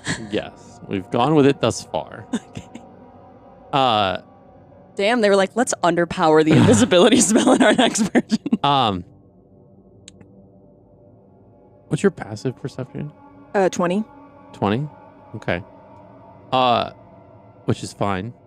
So as you kind of like make your way over the door and you kind of like slightly pull it open and you're stealthily kind of about to leave. And something like the glint of the light that kind of comes in through the door as you kind of open it because it's lit out there, but it's kind of darkish in this office. You see this like small like thing shine, and there is on what looks like it's covered under like a thin sheet. in the corner, kind of sitting on this like dusty, I guess would be a candelabra stand kind of thing, is a very small glass orb underneath. And as you cross the threshold, with the 2 books in your hand, this little orb illuminates purple as you make your way out and shut the door behind you. I thought it was gonna be blue. I don't know. Same. I don't like that color. Okay. Come on, all my Baldur's Gate fans. I don't play Baldur's Gate. Is it purple like my hand? Purple or purple like purple? Yeah, what type of purple is it? Is it dark? Purple like the color. folks. Well, is it my purple or is it her dark purple? It's Is it black purple or is it purple? Is it swirling? it's just purple. Like bioluminescent purple. It's a trap. So you essentially leave. Now, go ahead and make a stealth check to make your way back to the hatch. Or are you trying to get to the living room to go out the window? So, okay. So it says, so with Misty Step, it says like a mist surrounds me, so they would see the mist, I'm guessing. I would, in theory, if you were to cast the Misty Step spell, that mist would form around you, allowing you to bam. Yeah. There would be a very split second where you would be visible before you leave the space. I can have you roll for it, or you can try to make your way out the way you came.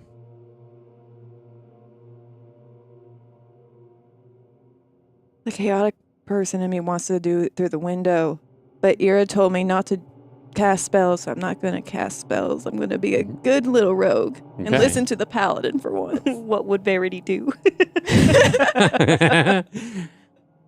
So go ahead and make a stealth check, and then you will do sleight of hand subsequently afterwards to make sure that 24 for what the first one. stealth you would be said. first, because essentially What room is she in? She hasn't made it to our room yet, has she? she's coming out. 22 22.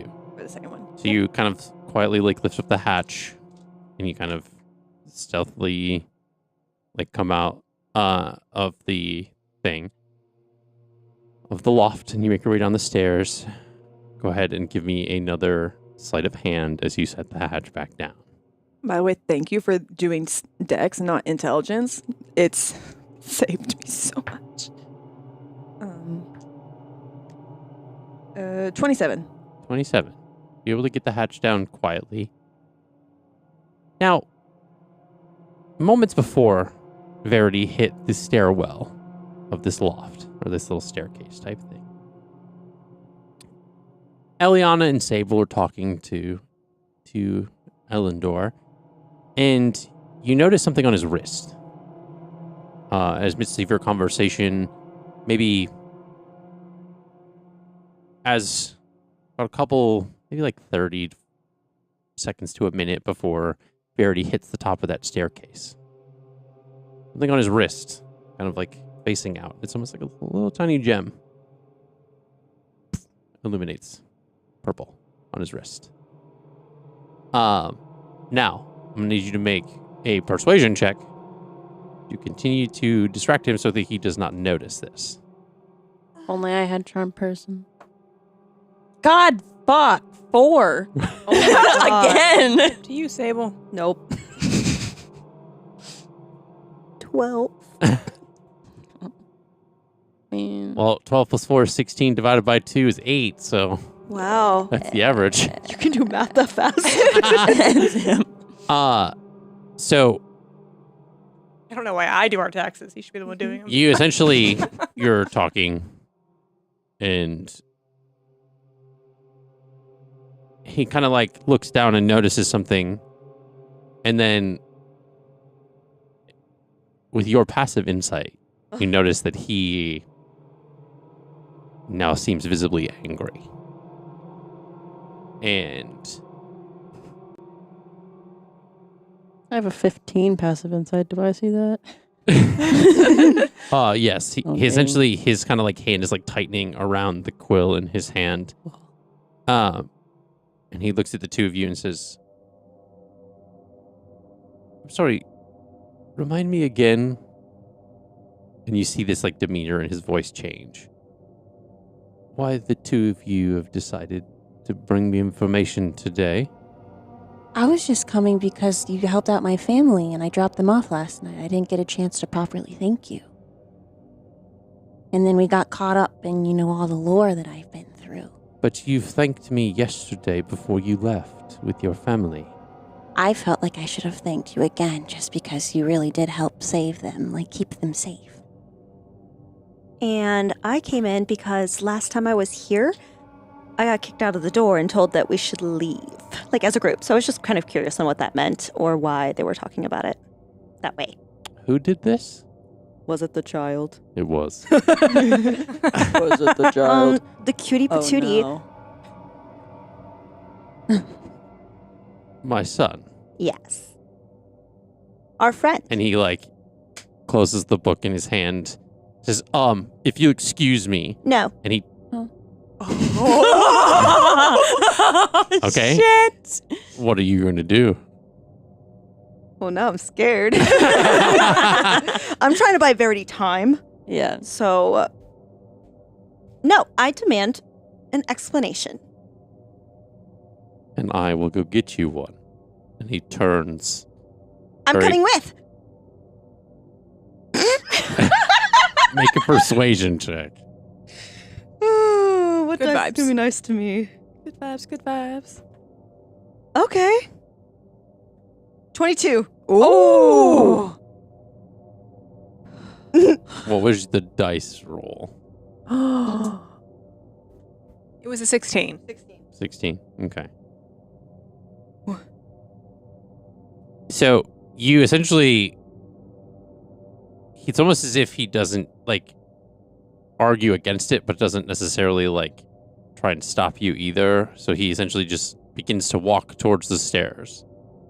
And he gets to the bottom of the stairs as you close the hatch and turn around and see him coming up the stairs in your direction. Okay. How far away is the door from this point? I want to say, given the size of the space, the doorway, Have you Misty Step yet? Did you use No. it? Okay. You're still the invisible. Okay. threshold itself is about 25 feet away. And I can see it. You can see it. The door is closed because Eliana had left the door open and Sable followed behind, shutting it. But there are windows, so essentially you could see through the windows on the other side of this wall. I'd also like to clarify that I have not followed Sable has. I'm trying to maintain the illusion that I'm here just to thank him for my family, Mhm. because I wasn't there when you guys were kicked out. So I'm trying to maintain that separation to not be Okay. suspicious. I'm going to Misty step out the door as soon as I see him. Okay. I'm going to take that chance and trying to stealthily do it. Go ahead. Roll for stealth. If your luck has ran out.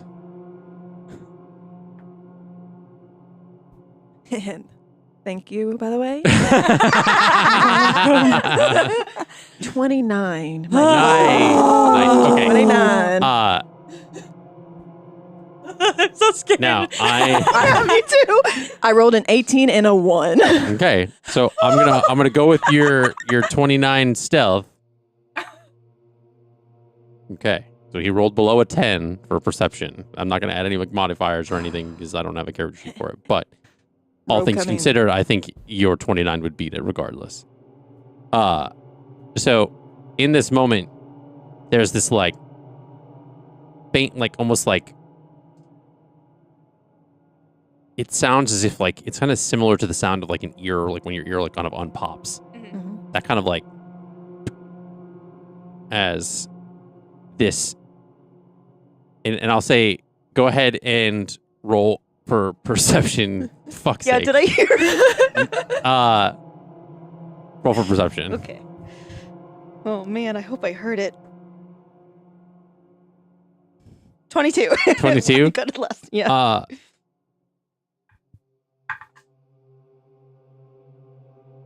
So he rolled 15 without any modifiers. You already rolled a 10 to see if you heard it.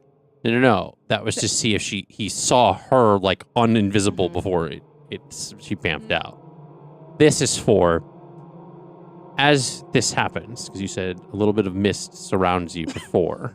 I'm pretty sure that's how the spell works. Right. As you do this level, a little bit of like precipitation, kind of like this moisture kind of like hits the top of the stairs, as if like somebody like sprayed one of those like spritz bottles and like a little bits of droplets of water hit the stairs, and these are wooden stairs. Yeah. You notice, because essentially he kind of goes up the stairs and you're following behind him, and you see this like, because like, you know how like when you like spray something, you can see like the droplets fall. There's a very like, only if you're paying attention to it, you would see it. He doesn't see it, but in this moment, he turns to look at you behind him, and he says, and you hear it, and it's like, it's almost as if like he has like 3 different voices like layered on, and says, "Go!" And he pushes to you with his hand. I need you to make an acrobatics check for me, please. Oh no, I'm weak.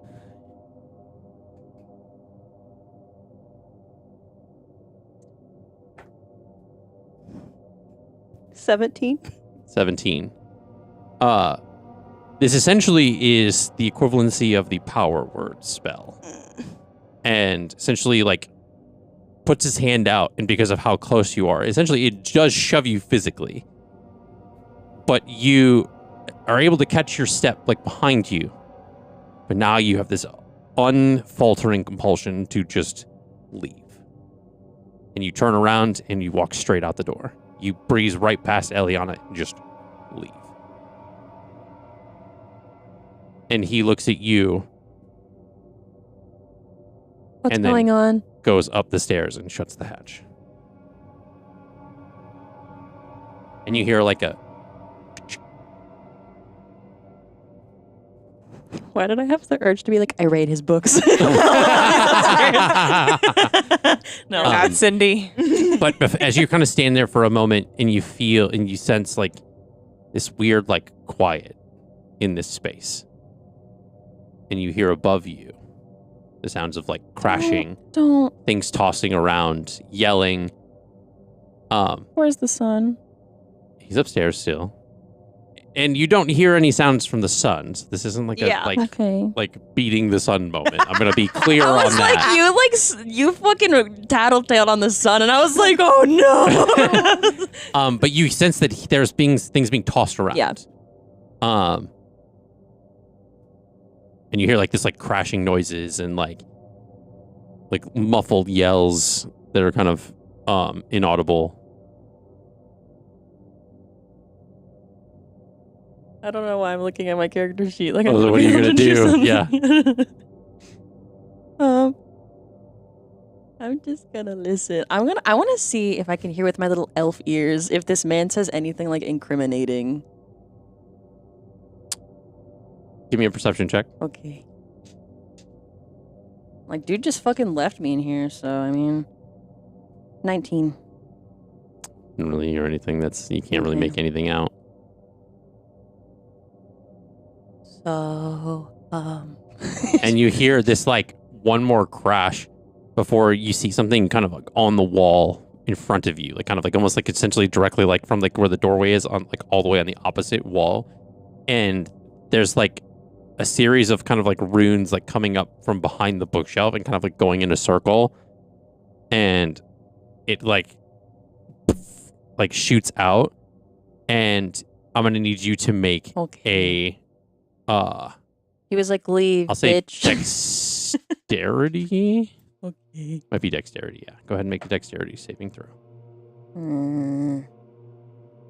That's an 8. You, essentially as if you were hit by like an immense gust of wind, are like blown back, and you kind of tumble as you fly out this front door, kind of like somersaulting as the door like like slams shut. And you see this level, like the shades in the windows being drawn, and almost as if this door shuts, and there's like this like purple, like purplish blue sigil kind of on the door handle now. A closed sign. As a magic user, you would know that that's an arcane lock. Okay.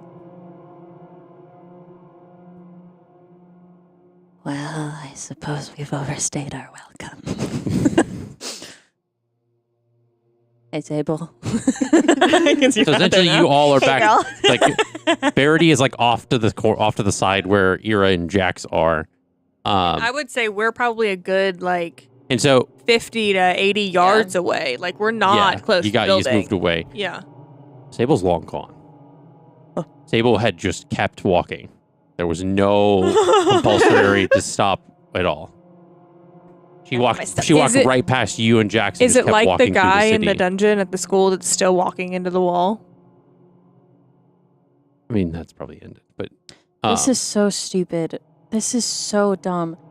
I think Eira would have followed Sable. Okay. Would have called after her. You said the windows are shut. Can I see through into the house at anywhere? No, all the shades are drawn. Okay. Okay. Never mind. I'm gonna leave. I'll take this as my note to leave. Okay. I was gonna try to misty step. Go ahead and back make in. a Constitution saving throw. Me? Yeah. Uh-oh.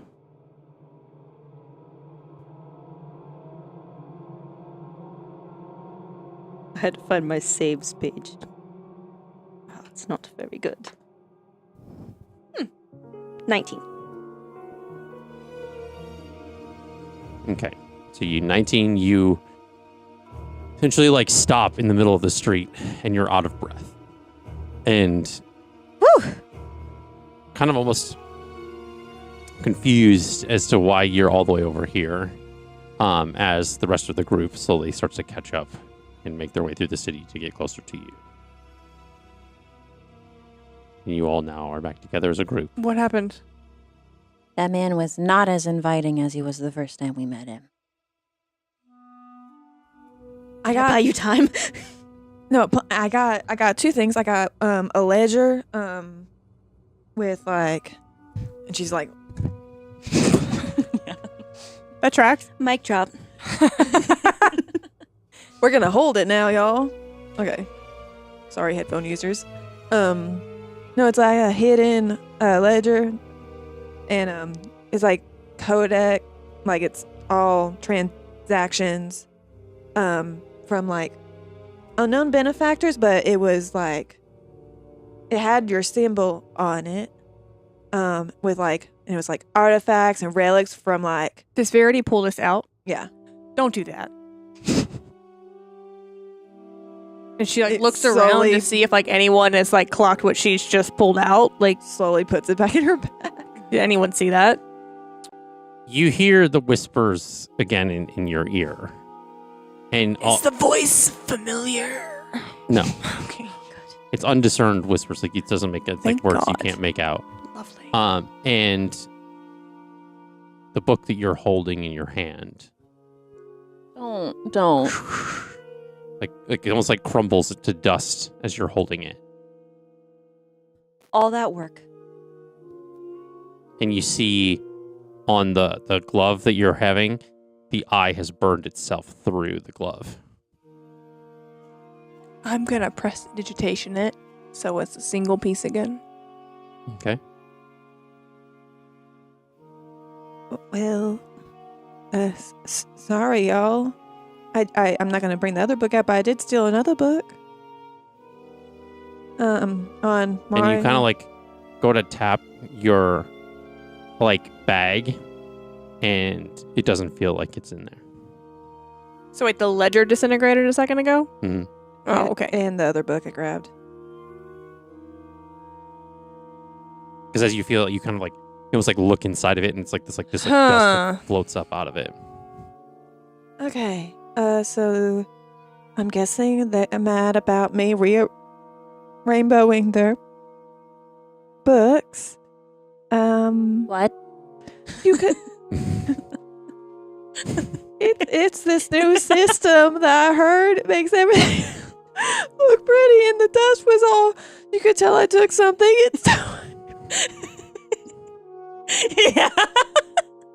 None of that was audible, so your Yeah, song did you're- not just yeah, cut out. She cut out audibly. I rearranged them, and I just Starts crying.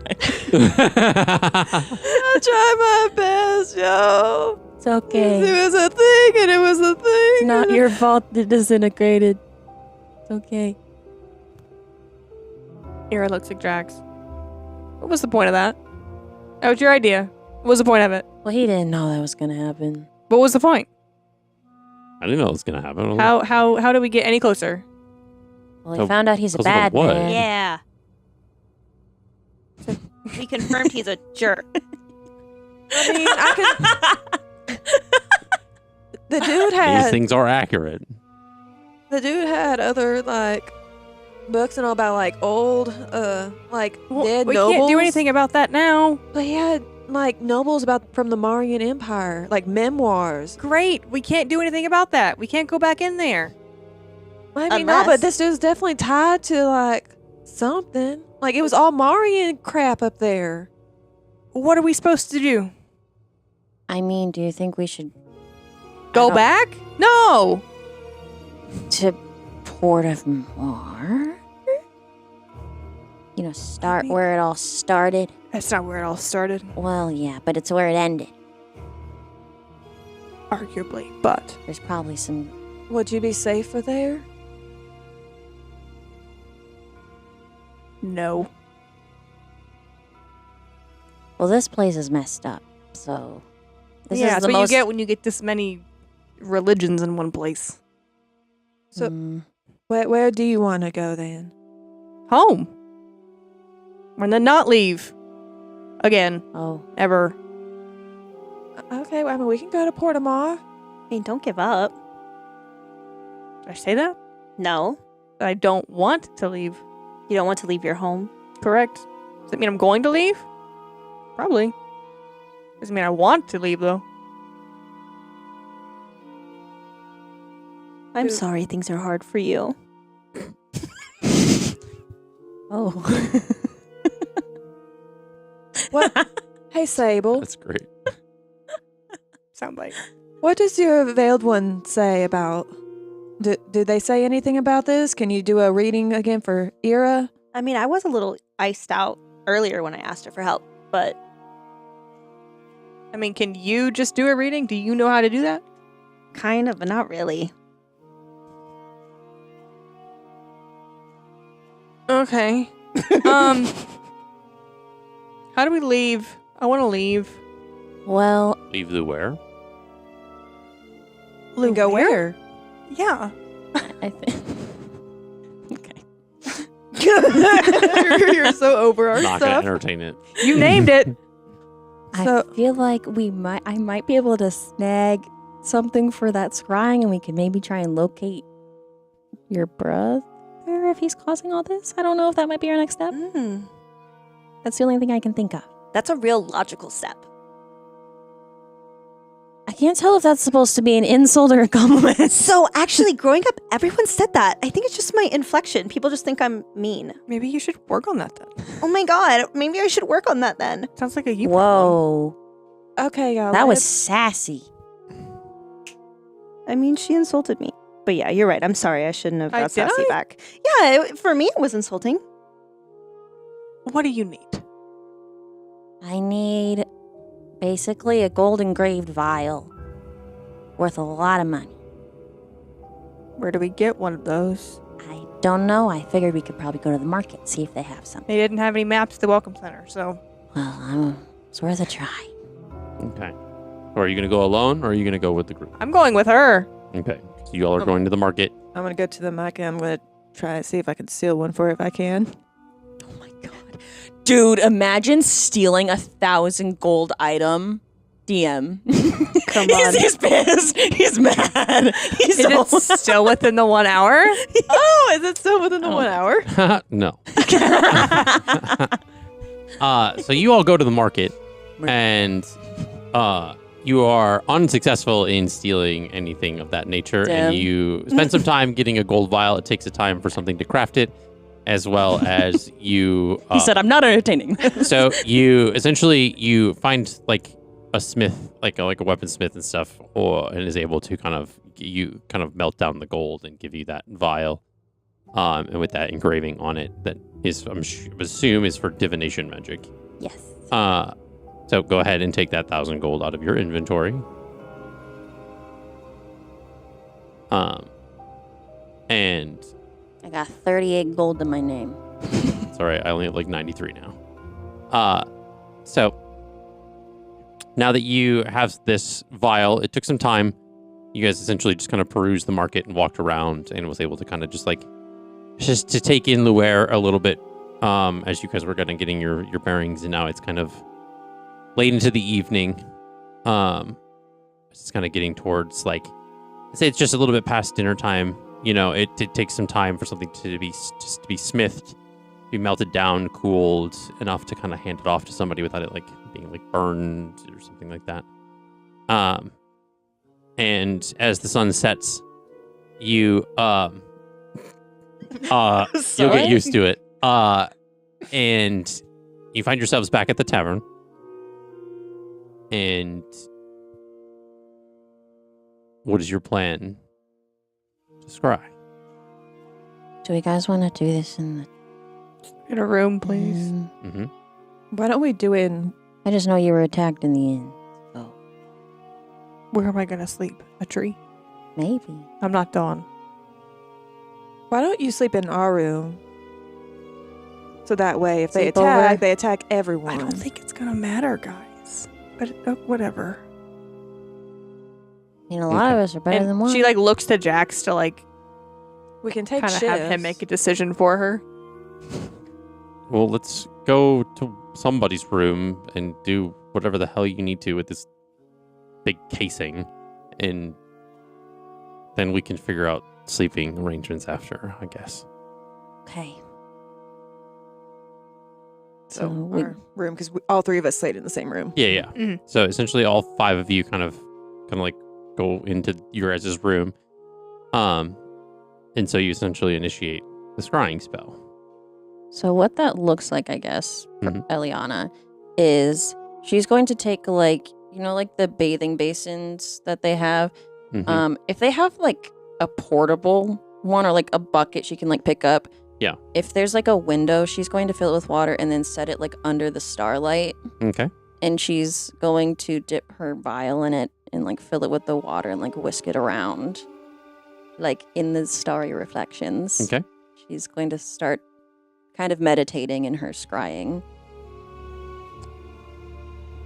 So you see this, Oh, and I hold on to the cloth as well. the dagger and stuff. Can I touch this? So yes, I don't know. you hold the dagger and nothing happens. Okay. Essentially, as you're doing so, you see in this pool of water there is a hooded figure, kind of walking through the city.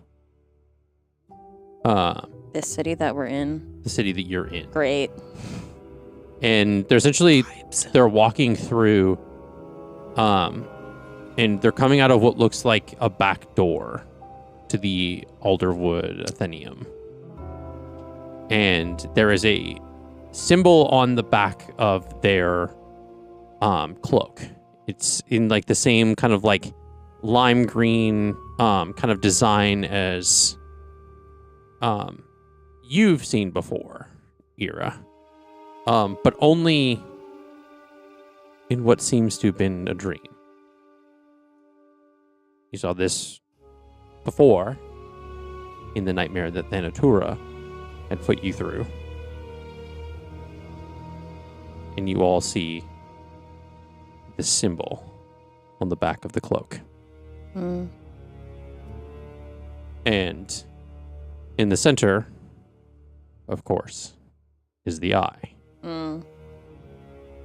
And you all watch as this person seemingly kind of walks through Luer. And how long does the scry last for? Well, I just want to say, Thank you for all the information you're giving me because it's a saving throw and you never asked me to. Oh, to make the saving throw? I was like, okay. All right.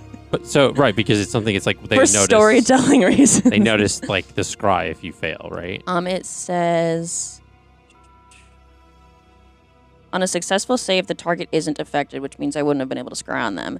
And you can't use the spell again for 24 hours against it. But on a failed save, the spell creates an invisible, intangible sensor within 10 feet of the target. You can see and hear through the sensors if you were there. The sensor moves with the target, remaining within 10 feet of it for the duration. If something can see the sensor, it appears as a luminous orb about the size of your fist. So like the purple orb that was in his office.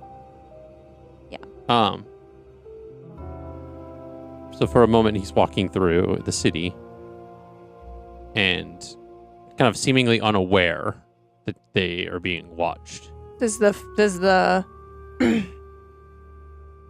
anything about the person seem familiar at all? Anyone that I sort would've- of in height or build, but nothing like super familiar. It almost seems generic because it's from the back. Does she cross-reference that? I think she would try to cross-reference that with who she thought she saw a couple nights prior. The guy from They're the not ship. the same. They're not the same. Okay. Or at least So are we she saying- assumes Or at least it's not. from what you can tell. Yeah. I mean, you're not a profiler by any means. I mean, Well, no, but she would at least, she thought she saw this person. yeah, but this is like a small image. The It's answer hard can to- be no. It's fine. Yeah, that's what I'm saying. That's why I'm saying no. It's hard to tell heights and stuff from just like a small image in water reflections and stuff. So we're saying that everyone can see this? Yeah, essentially in the water pool. Cool. It's like on the it's sitting on this like window ledge. Like you all are like cuddled around it and stuff. Cool. And as the figure kind of is moving through the city, kind of quietly, kind of in the cover of night in the shadows, the figure almost like kind of stops in the middle of the road. And essentially, just like a quick turn with the hand, and the image is cut off. Oh, okay. Well, they know we are spying. Good. Cool. Well, at least we know what they're wearing. Did anything in there before it cut off? Did it look like outside of the tavern or anything? It looked nearby. It wasn't the tavern itself.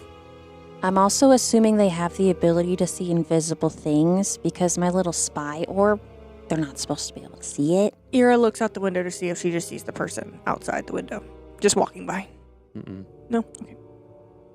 But as you look out the window, you see this. It's almost as if you're looking out into like a dark abyss. Like a black. It's almost like if you're looking over the ledge of something into like a large And it should- a large chasm. Correct. Similar to that of like the visions you were seeing before of just like things that aren't there, random places. She like just Sable. It's supposed to be that dark outside? It's You kind see of just creepy. the normal street. Oh, I see a normal street? Yep, you don't see anything weird. And yours kind of flashes like almost as if your eyes are adjusting to the darkness. It kind of looks like the normal street, and there's nothing out there. No It wasn't dark. individual. Was it dark for you? What was that? Was it dark for you? No, I just figured, just for like shits and gigs that I would say it's super dark outside. You're just as sarcastic as me, and I love it for you. Are you okay, Eira? Nope. So what's the game plan? Get you out of Maybe here. we should prepare for something. Should we leave? We should probably Oh. get out of here. Don't Are we have leaving? horses? Oh my gosh, We we, have do have horses. horses. Oh my god, you Did do you have leave them any horses. somewhere in the where? Yeah. You guys came in on foot. No, we came in on the horses. You did come in on the horses. We did. Are Yeah. they still at the observatory? Oh my god. No, they're not at the observatory. I think We'd you guys left them somewhere intentional to be I taken care of. believe so. Yeah. I like how no one remembers though. They're like If we didn't, then by all means. Because we have a horse for give a shit stable. in the comments. Because Dawn doesn't. I don't think Dawn took her horse. Technically, we have 2 horses. Oh. We could sell one to give that money to Eliana. That is true. Why? Because you're broke. You just spent 700 of your own gold on Well, yeah. something for me. Well, it can help all of us in the long run. Anyway, that's not important right now. We're in danger. So you essentially, Eira, you kind of as if you're kind of like turning to somebody like next to you, essentially like one of the other party members that's standing next to you. You turn and you see yourself in this like a large, dark library. The others don't seem to be around you. And there's a shadowed figure that's kind of like whispering. You have been chosen. The past calls to you. Come, and we shall let the blood reign as it rightfully should. Is the voice familiar? No. Okay. If you're going to keep asking me that, it's never going to be. I am going to keep asking that. And then you hear, you are being summoned. To where? See, you do it all the time. I told you. Come willingly or be taken. Now, this is serious. Mm-hmm. I don't know where to go. You try to respond, and as this like, you kind of like open your like you kind of like essentially like turn back again as if you're trying to turn to the person that was next to you, and you see you're back in this room, and you hear footsteps approaching outside of the door, and all of a sudden, all of the lights in the tavern go out, all the lanterns and everything, and it's now pitch. It's like night, like darkness is enveloping this room. And you see... Starlight's coming in, though. Yeah. But my dark Sure. vision. You, as with dark vision, I can see that this room is like, it's like normal. But there is steps getting closer and closer. And it's now more than one pair of footsteps, of like sounds. All yours going in the box. And you hear them stop outside the door. And you just hear the word. It seems you hear you all of a sudden you it just goes silent, and then the door like busts open, and you are all now incapacitated as you hear the words like in an echoey like stun. Did I get a save? Not with the power word stun. That's an 8th level spell there, dude. And you now are all like frozen in place, essentially, like stunned. It's my turn to get stolen. Damn. And these hooded figures wearing this like kind of like their face is like covered like either like a mask, like small like bits of a mask are shown through like the shadows. Only really you can see that like with the dark vision. Dark vision only works in dim lighting. If it's completely black, I do not see anything. Oh, okay. Then you don't see, none of you see this at all then. And you just hear, and Eira really only hears this. Everybody else is kind of like hearing these whispers or in a language that is not understood. The eyes of Dendi see your blood, and we do not turn a blind eye. And Eira is subsequently like lifted up by some of these people in these cloaks and carried out of the room as you all are and like Jax is trying to like kind of like yell essentially, but it's as if every muscle in all of you, like all your muscles in your bodies are unable to move and words aren't able to form. It's just like muffled noises. And that's where we're going to go to break. Okay. We will see you back after the break for what happens next.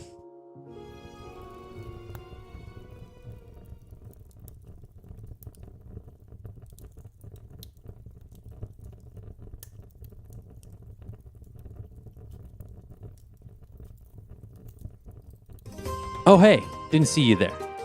Well, now that you're here, just wanted to say thank you so much for joining us on this journey so far with us here at Off the Beaten Quest. You're going to start noticing a lot of new things on our Twitch channel now that we are affiliate. You will see a lot of cool emotes designed by our very own Caroline, as well as a lot of other things that we do have in the works. Definitely hit that follow button, or maybe even subscribe so we can bring you a lot more. And do remember, if you are an Amazon Prime member, you can use your 1 month free sub. If you're watching on YouTube, consider liking, subscribing, and hitting the notification button so the YouTube algorithm gods will share this video with a lot of other people like you. Thank you so much again. My name is Allie Goodell, and I am part of the filmmaking team on this podcast. I play Eliana Silmare. She is an Eladrin elf druid. She actually comes from a family of druids, and she is originally from the Feywild. Her family worships a goddess named Florenia. This was her whole world, was Florenia, was learning about Florenia and the balance of nature and eliminating abominations and the balance of just the world in general. But then when her village was attacked, she ended up going to the material plane, and things were not as they originally seemed. She kind of realized that she was indoctrinated as a child, and so as of right now, her character is still kind of naive, but she's constantly learning about the world around her and trying to figure out what her place is in the world when she finds out her whole religion has basically been a lie. I think one thing specifically to Eliana is that throughout her experience on the material plane, she's been struggling with finding what is right and what's wrong, the truth to things. So her trying to formulate that balance and how she fits in life, I think, is very important to her character. And so seeing the way she interacts with her new goddess, Flossidus, and just the world around her is interesting to me. This cast of characters is definitely something. I feel like there is a lot of chaos, but usually that tends to happen in a lot of D&D campaigns. I feel especially with Dawn and Lukiel's shenanigans, things get a little crazy, and that can be really entertaining. And I also feel like there are some great emotional moments between characters as well. I think there's a great balance that people are gonna love. You can find us at Off the Beaten Quest on all podcast platforms, as well as Twitch and YouTube, and you can also find us on our social medias. Hi, I'm Allie Fussell. I am doing all of the marketing, project management, keeping everyone on track to get Off the Beaten Quest out into the world. I play level 8 paladin fighter Eira. She is an unconventional paladin. When I built her, she's my first campaign character. When I built her like my favorite gaming characters. So she can kind of do a little bit of everything. She specializes with a longbow and 2 daggers, so she's pretty lethal at distance and up close. She also has a good bit of emotional stuff, which I think the audience can pick out pretty easily, where she loves her friends and her family deeply, but the way in which she does so is not always the way in which they are open to receiving. So she's having to learn and navigate a lot of that. She also has a companion that is a homebrew race called a hop owl. That's half rabbit, half owl. His name is Alyer. And is also in a relationship with an NPC that our DM / my husband created named Jax. So you'll get to hear all about that. So in the first few episodes, there are a lot of moments that are very interesting for Eira. One of them is a very special moment with Alyer where he has to make a choice on what his next steps will be. In addition to that, there's some pretty gnarly emotional turmoil that Eira navigates with one of her party members that I think will be interesting for everyone to hear and to listen to get some insight into her backstory. I think the audience is going to find someone in this cast that they relate to, whether it's someone that's just goofy and likes to have a good time, whether it's someone that's serious, that's trying to learn how to loosen up, or whether it's just someone that completely understands who they are and accepts themselves for that. While they might still feel like an outcast, they'll find a bit of themselves somewhere in this campaign and in this cast.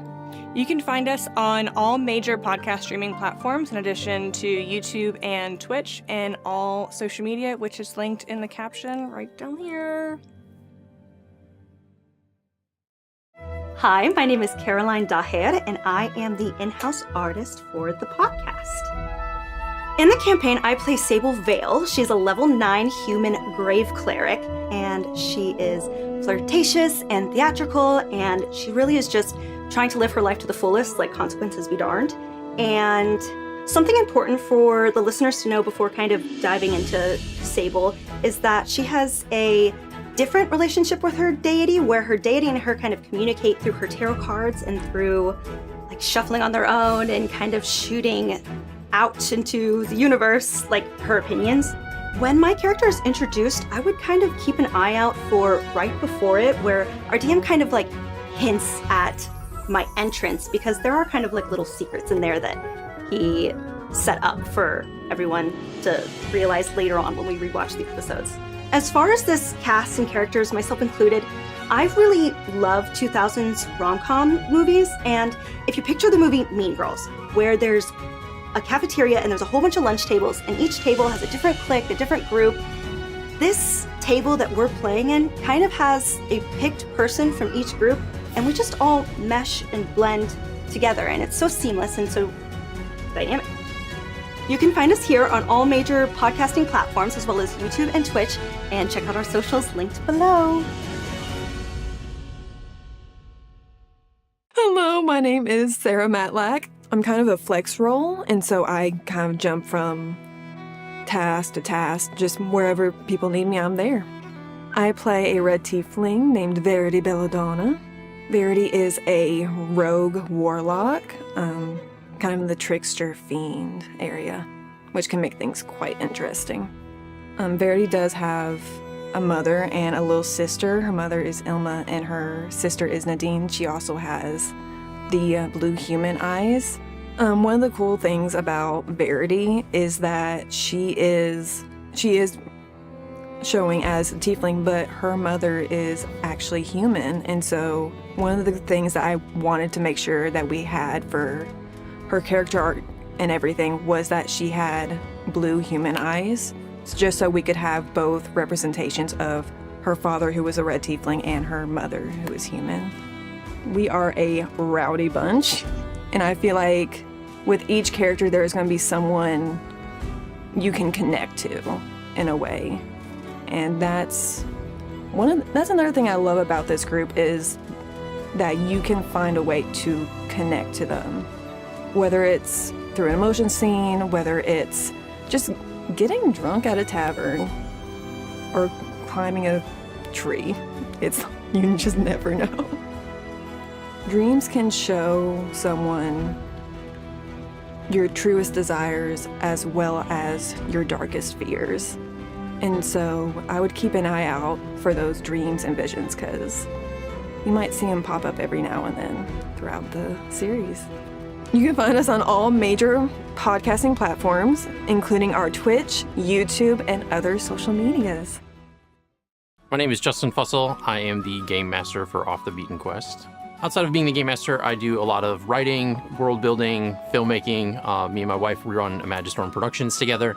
Yeah, it's been a lot of fun just incorporating a lot of the world building and writing that I do into this, building this campaign overall. It's been really interesting to kind of take the filmmaking background and kind of apply it to being a game master, because essentially a lot of like the players are the actors and you're setting scenes, and you kind of just let them freeform in the space versus just any like preconceived dialogue. So it's a lot of fun just to kind of see, you put the situations in their hands and just kind of see what they come up with. I enjoy playing D&D with this group because they're like my found family. It's been, I love everybody that sits at this table. It's been a lot of fun to just be able to kind of build this world with them together. A lot of the way I incorporate this with a lot of the players and the story and stuff has been a lot of collaboration, seeing how their stories intertwine with what I have planned and vice versa. It's going to be a very interesting to see how the people receive everybody. Everybody's got its own different flair, and the way that this team is made up of very colorful characters, I think everybody's going to love them. They're going to find something to laugh with and have fun with, and it's going to be really good. In the campaign, I play a lot of the different NPCs, of course, but the main one that I play is Jax. He's a fighter monk druid And he came from a tribe of changelings that existed in the Fey realm and kind of had some backstories with different things and different interconnected characters. He's become a love interest and boyfriend of Eira's character. And if you want to know more about Jax's backstory and kind of how it's interconnected with the whole story, you can always check out the prologue. I chose to do a homebrew setting versus an existing campaign just because it was something where I could kind of really just expand and create a universe. I wanted to have something that I can build upon. I honestly like to be able to throw twists and stuff at the players. I think that's the biggest thing I think is really fun. There's a lot of ideas of what's going to happen, where things are going to go. Just as much as they can improv in a setting, I can do the same, and it kind of allows for a lot of really good back and forth. Definitely, if you've checked the prologue, there are some things that happen in episode 62 that is a little bit of an Easter egg that even the players haven't figured out yet, which has been really nice.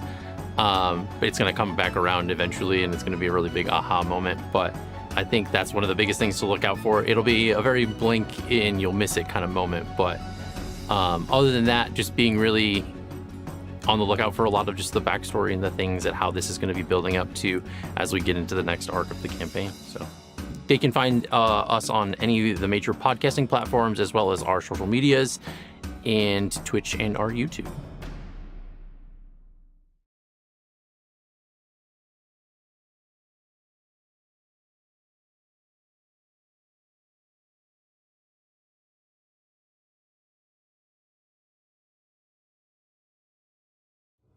All right, welcome back. We are back from the break. And now, Eira being taken.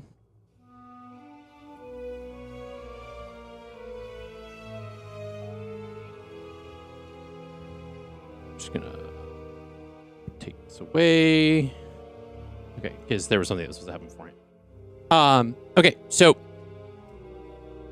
let me pitch the vibe to...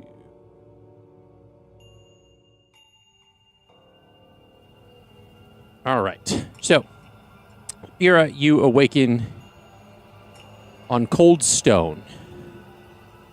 The scent of damp parchment, ink, and burning resin filling your lungs. Essentially, the room is just...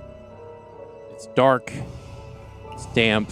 It's... Do I have Ayer's box? Arguably uncomfortable.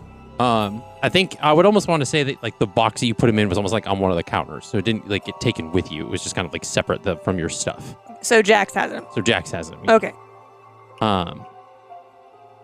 So a single torch kind of flickers overhead. It's like pale green flame, kind of. The casting kind of like eerie shadows along like the large, like towering bookshelves that seem to be carved from like petrified wood. The ceiling, vaulted and lined with intricate spiraling runes, seems impossibly high. Yet something about it feels enclosed. Mm-hmm. As if the weights of an ancient history pressing down upon the chamber. So you see, you're kind of in this like cathedral kind of space. Its architecture is unmistakably reminiscent of the Alderwood Atheneum, and it's like, but it seems to be in a different spot, much more older, a little more pristine, less aged as the other place was. The books and scrolls that kind of line these endless walls are not mundane tomes of history or magic, but scriptures of the fallen Marian Empire, bound deep in crimson leather, their spines embossed with like the sigil of an eye. It seems like archival in a way. Does the eye match the hand tattoo? Similar. Yeah, okay. Similar to the symbol you guys saw in the scry. Just a bit of context, essentially, as you were taken away, you kind of blacked out, and you were now, like, had awakened in this space. Yeah, I figured. A ring of hooded figures kind of stands encircling you, kind of in this space. Their faces are obscured by silver, kind of misshapen masks, and they all have pointed ears. The masks are reflecting the torchlight in a dull, kind of unnatural glow, and the air is silent, and it feels suffocating. Yet the air hums with kind of a distant chant. It's low, very much rhythmic and spoken, kind of like this rhythm of like spoken in the following cadence of like ancient elvish. Do I understand any of it? It seems unfamiliar to you. Something you might have heard from your grandfather, but nothing in reminiscence. At least that's the only thing that like you would maybe potentially tie it to, but nothing that you can understand.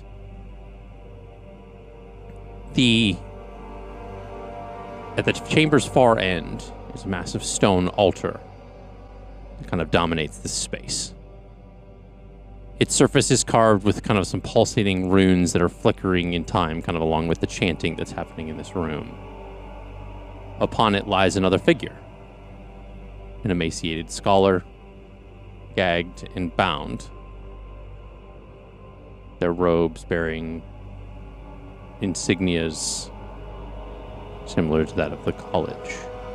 Am I bound in any way?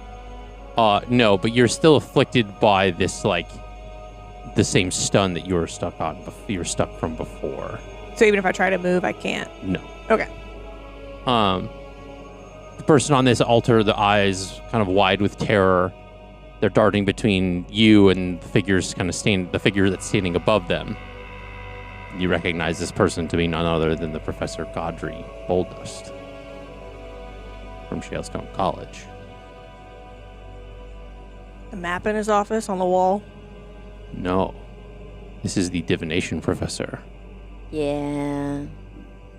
that Cindy was in contact with, and it's no longer. It had kind of vanished. At the foot of the altar stands Elendor Vareshana. His expression is unreadable as he gazes down at you. He says, and kind of addressing you, but kind of looking at the others in the room. Mm-hmm. The other blooded heir. The second key to Marian's rebirth. And he, in his hand, holds this sort of like what looks like a ritualistic dagger. It's blackened silver blade, kind of engraved with these like twisting runes that seem to shift and reform as the light flickers across them. The edge of this blade kind of dripping with a dark, viscous liquid. You don't recognize it as blood, but something else. Something older. Like? I Nothing- recognize it, then what is it? It's something that doesn't seem like blood, but it seems like something like not of that nature. It seems something more ancient, something not. I would like to look around the room. Even Okay. if I can't move my head, like at least get my eyes like at least like 180 degrees in front of me. Mm-hmm. This is not funny. Okay. Is there a large stick or stick-like thing? Because her brain goes right back to her conversation with Nylea and to handle things quickly and with a large stick. Even if it's like a candled stick. There's nothing of that nature like around you in this moment. There's She was hoping seemingly, that was like a coded assistance. nothing of that nature in that area.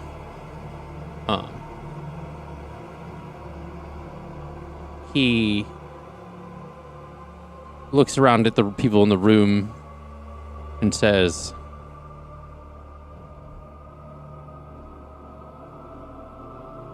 "The fallen empire and those that share the same passion in reigniting the old ways.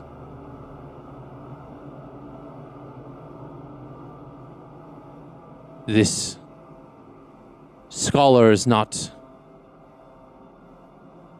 a sacrifice, but a catalyst, and will be offered to awaken this individual's dormant lineage.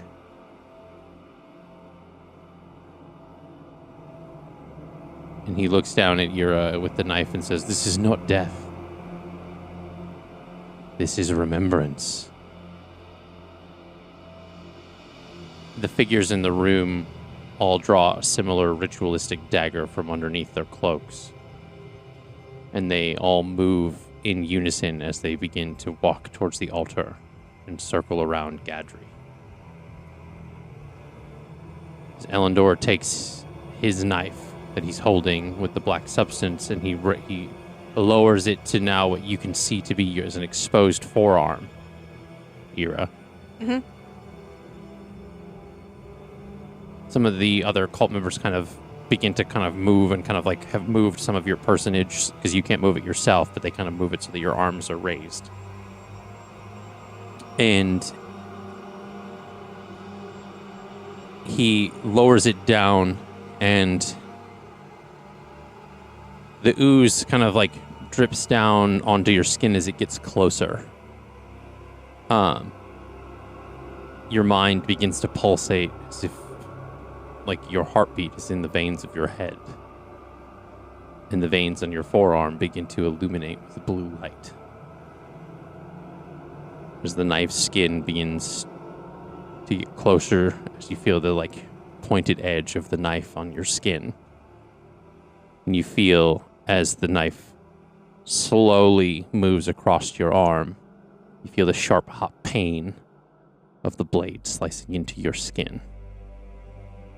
The runes on the dagger begin to glow. You kind of wince amidst the pain, and the shadows in the room begin to sort of stretch unnaturally as if your vision is being distorted. And the sounds echoing in the room of Gadri's muffled screams and the tearing flesh in the distance as the cultists circle around, seemingly making fast movements that you're not able to see in front of them. Meanwhile, the rest of you in the group, I'm going to need you all to make, Jax included, a Constitution saving throw. And since those of us with dark vision, we saw those figures, I'm assuming. Correct. And would that be Cool. what, you and Verity? Or is Verity the only one with dark vision? I have dark vision. I have dark vision too. Okay. Yeah, and humans don't, and I don't think changelings do either. You don't. 15. So, you got a 15. What did you... 10. 15. Okay. So, Jax seemingly is the only one that is able to kind of, like, break away from this spell.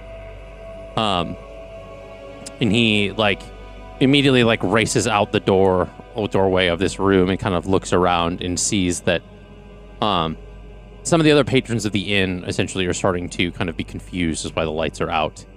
And you see, like, he sees this, like, person from, like, the innkeeper kind of going around and, like, relighting some of the, like, lights in the space, trying to get some, like, the lanterns and stuff to kind of relit. Did we see them drag her out the door, or did they just, like, poof away? They took her out the front door, Okay. or essentially the door of this room, and kind of Okay. turned out on the hallway, and then you guys didn't see anything after that. Jax comes back in, essentially looking somewhat defeated, as like he's kind of like, because like before he comes back in, he essentially like ran down the hall, and then kind of you saw him like cross back in front of the doorway and run the other direction, essentially just trying to see if he sees anything. He comes back, and the box now kind of on one of like the tables next to where Eira was standing. He essentially like opens the lid and has Cole like kind of go inside. And he puts the box on his personage, and he looks at the three of you and says, "Can you guys move? Can you do anything at all?" Unable to respond. I shake my pupils like, no. Yeah. Go ahead and make another Constitution saving throw, because essentially the way it works in combat is you essentially can make the saving throw like every 6 seconds, like, or every turn of initiative. 16 plus 3, 19. 30, 20. Okay, so Eliana and 11. Sable break out of it.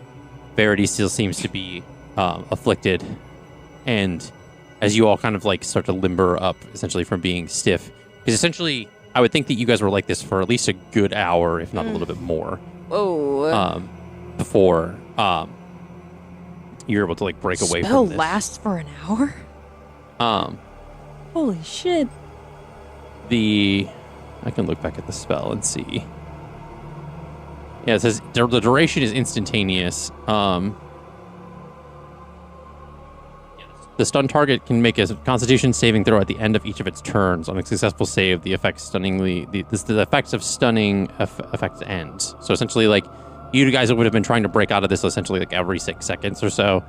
But unable, like, I would assume that when the fret magic is fresh, or even being afflicted by multiple targets, you would be kind of at a little bit of a disadvantage for a little while. But as it slowly starts to wear off, go ahead and make another one. 16. 16. You still aren't able to break out of it. Girl. I used them all on them decks. I would give yeah. you guidance, but that only helps for checks. It doesn't help for saving throws. You want me to just keep doing it? Yeah, you can keep doing it. I'm going to see if I can get Stella in the box. 19. Okay. So you open the lid of the box and she's able to kind of like Hey, girl. scurry in. Please be safe. We have some stuff we have to deal with. So she kind of like hops in, and Texas, like, what are we gonna do? Where did they take her? I don't know. Just a second. And I'm going to get out my quartz, Okay. and I'm going to cast Locate Creature. I don't think she's nearby, but I'm going to try it. I totally had that in my notes. I knew you were gonna do that. I love it.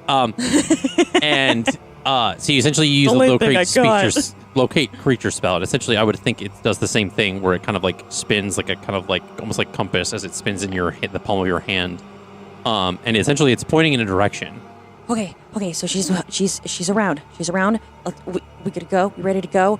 Oh, Verity's still stuck. I got I rolled a 19. Okay, so you eventually get out of it, and Guys, I almost swore as Eliana. I almost said shit. I caught myself. I was like, she doesn't swear. she doesn't swear language. So You just hear Flossidus whisper in her ear, "Careful." So essentially now that you guys have a heading, he says, all right, let's go. Come on. Do you like slap her out of it?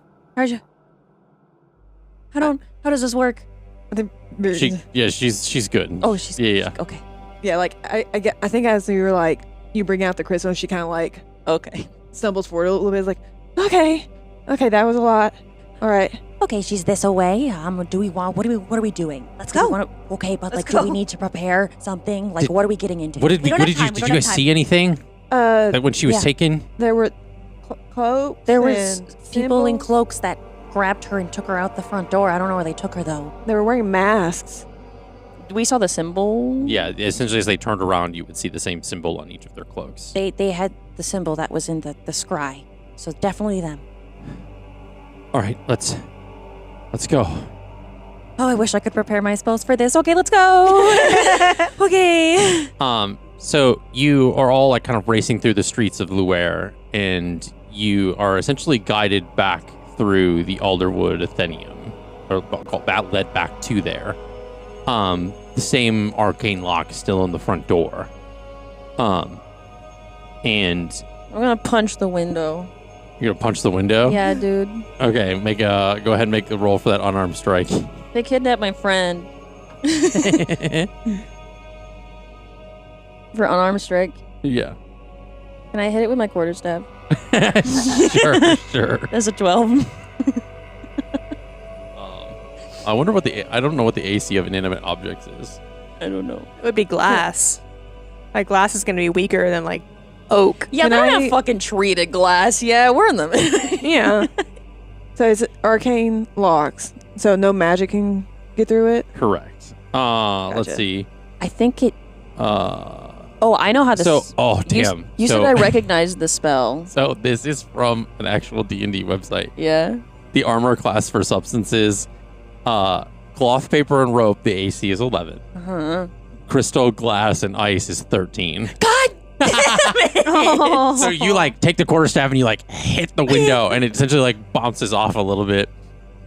You gotta aim for the corner. Earlier today, there was an arcane lock. Does anyone have to dispel magic? Anyone? Does anyone have to dispel magic? Wait, do I? Or do I just have to take magic? I don't have it prepped. I'm gonna try hitting the window again. All right, roll for that quarterstaff. I'm panicking. Aim for the corner. My friend is in there. That's worse. Oh no. That's what- Oh no, it's not. It's a 9. It's not a 6. Okay, so that's a 13. Okay, so essentially you hit it and it shatters. And you hear footsteps in the alley beside the building, kind of slowly encroaching kind of from the distance. I missed you stepping in through the window. Okay. A hooded figure steps out of the shadows as you, Misty, step through the window, and the rest of you are still in front of this building. And the figure kind of like walks out of the shadows and like Is it the lowers its sun? hood. And you see Kaylin Baylor.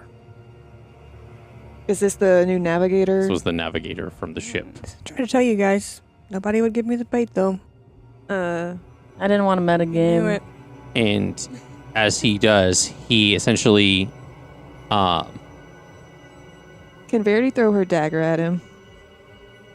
Watch him be like actually totally nice, and he's like, I'm actually a plant in there. Like I have the information you guys need. That's wild. That's a wild theory. I need you all to make wisdom saving throws. Did you see me? Do I have to make it? I'm inside. Not yet. Fuck! I'm not inside yet, or that Used I all your don't have to luck make earlier. a check yet. I got a 5. Okay. You're going back in the bag, honey. 25. Okay. So, Jax and Verity fail and are now victim to the hold monster spell. As he turns to you, what are you going to do in this moment? Throw a tarot card. Slice his throat. It's just him. Yes. Okay, I'm gonna try to command him to go away. Okay. Flee. He has to make a... Let me find it. I have a long spell list. Wisdom 16. Wisdom 16. Please don't do it. So that's a 19 without any modifiers. So, All right, so 23. didn't work. Please go away. Please. And he looks at you and says, tisk tisk. And kind of like does one of these and now make another wisdom saving throw. You mother. Can I do something? Yeah, what would you like to do? I would like to attack this man. Okay, how are you going to attack? I would like to throw a guiding bolt through the window. Okay. 22. Hey, wow. All right. Let's go. So you are still free.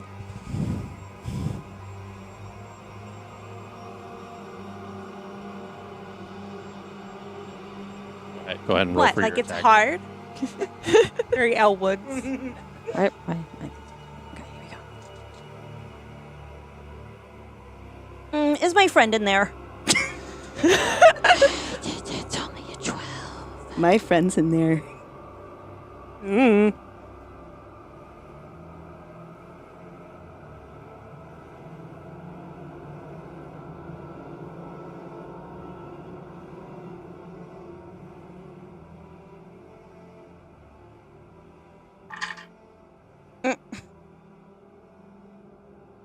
That seems rude.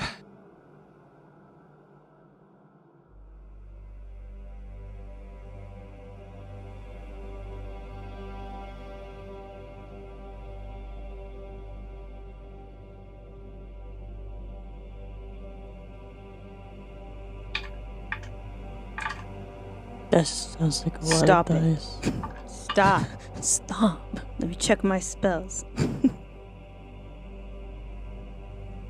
I'm just trying to break this dude's concentration, but I can't even hit him. Above table question. Yes. If one of us got slapped, could that be considered the help action?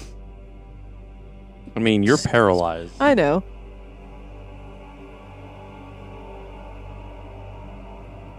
Let me do math, Rick. Hold on. Wait, is he attacking? He's attacking Sable. We don't know. We don't know what he's doing.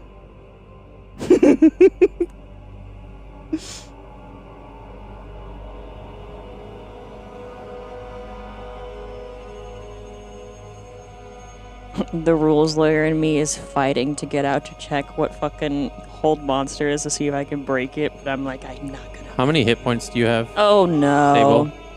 Hit points? Mm-hmm. This What's is your bad. Health? What's your health? No. Oh, only 84. 84? Okay. Oh, maybe it's not as TPK. bad as I think it is. Okay. Okay. So he is going to upcast the shit out of the sleep spell. Yeah. And he casts it on you. And it affects people with 88 hit points or less. That's what he rolled, because he rolled. Because essentially, as you upcast each level, because at first it's 5d8, and then you add 2d8 per level that he's upcasting it. So it's second, third, fourth. He had to fifth, roll and really sixth. fucking well. Mhm. He upcasted it at 6th level, so at each level you upcast, you add 2d8s to it. So that's why I asked. So it lasts for a minute, and there's no saving throw that you make. It just, as long as it's that hit points or less, sleeping? you're asleep. So Fuck me. he goes like this, and you drop to a sleep. You're just like, Are you immune to magical sleep? nope, because she's a human. God damn. Ain't an elf like you. God damn. Eira's immune to magical sleep. It's almost as if I looked at all your character sheets before I did that. It's almost like you're a DM and that's part of your job. Trust me, with all the different fucking immunities that all you have, I have to pay attention to I don't that have shit. any. I know, that's why. It's funny.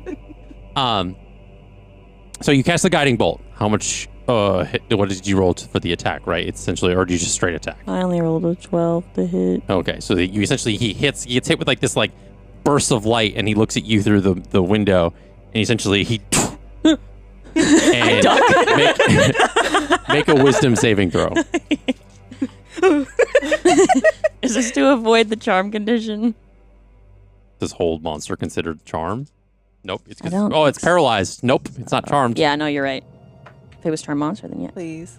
He's like, what? My plans is going well. You said a wisdom? Wisdom saving throw. Oh, my wisdom's 19.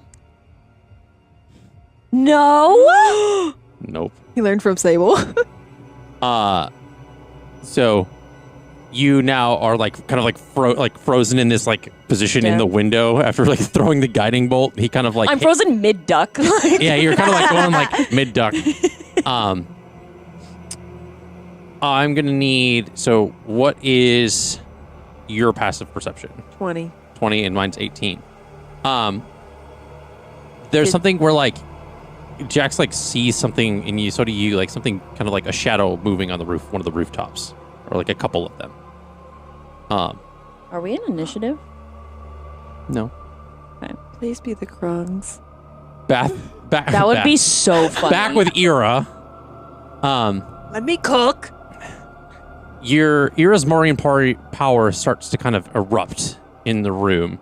And essentially you're able to break out of this like paralysis that you're in. Mm-hmm. What do you do once this kind of breaks? Because essentially like you're in that like kind of like magical eruption that you had known before in that cave. It kind of is what like pushes them off of you, and you're like essentially they're still trying to hold on. So I would say you have to make a strength saving throw to break the grapple first. Well, that's not going to go well. No. It's a 4. Okay, so essentially you are unable to break the grapple, but so they're still holding you. But you're able to freely move. So essentially you could keep trying to break it, or you can start to try to do something else. They don't seem to be trying to hurt you, if that makes any sense.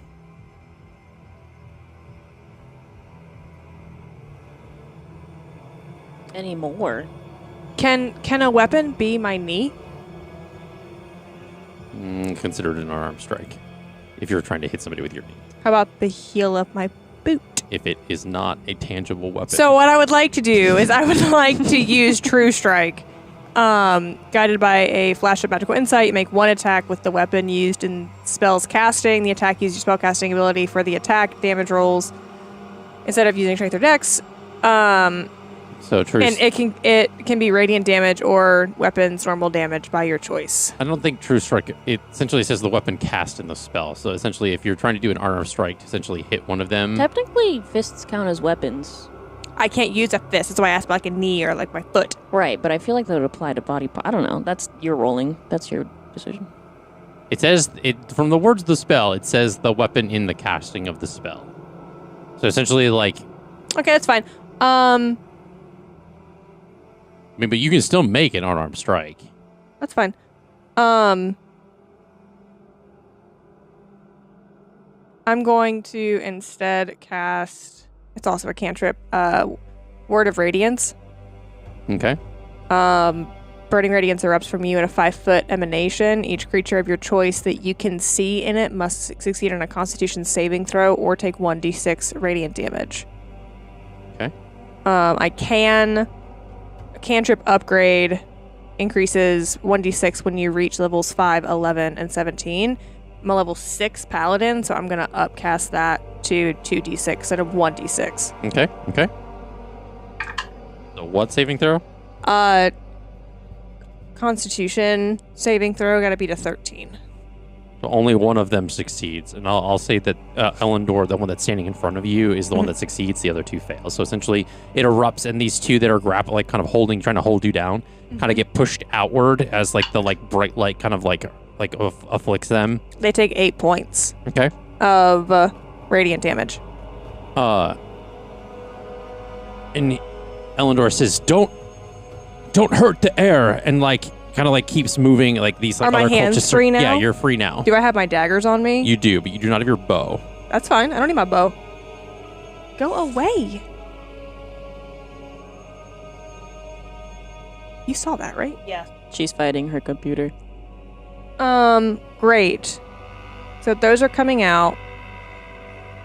And we are... Is Elendor holding me? No, At all? he essentially had sliced across your wrist, and when that like Marian magic kind of like erupted. Lovely. I'm backing up 5 feet, and we're throwing down a moonbeam right on fucker. Okay. There's no saving throw or roll for a hit. Has to beat a con save of 13, or... I'm skimming too fast. On a failed save, creature takes 2d10. Successful save takes half damage. Okay. So I gotta beat a 13 again. On a damn. con save. On this sound for Pocketbard, there was a glass break. I could have did that when you broke the window. It's okay. I'll add it in post. So go ahead and make that roll. Did you beat me to beat a 13? It's a what saving throw? Con? On 17. 7 points of Okay. radiant damage on him.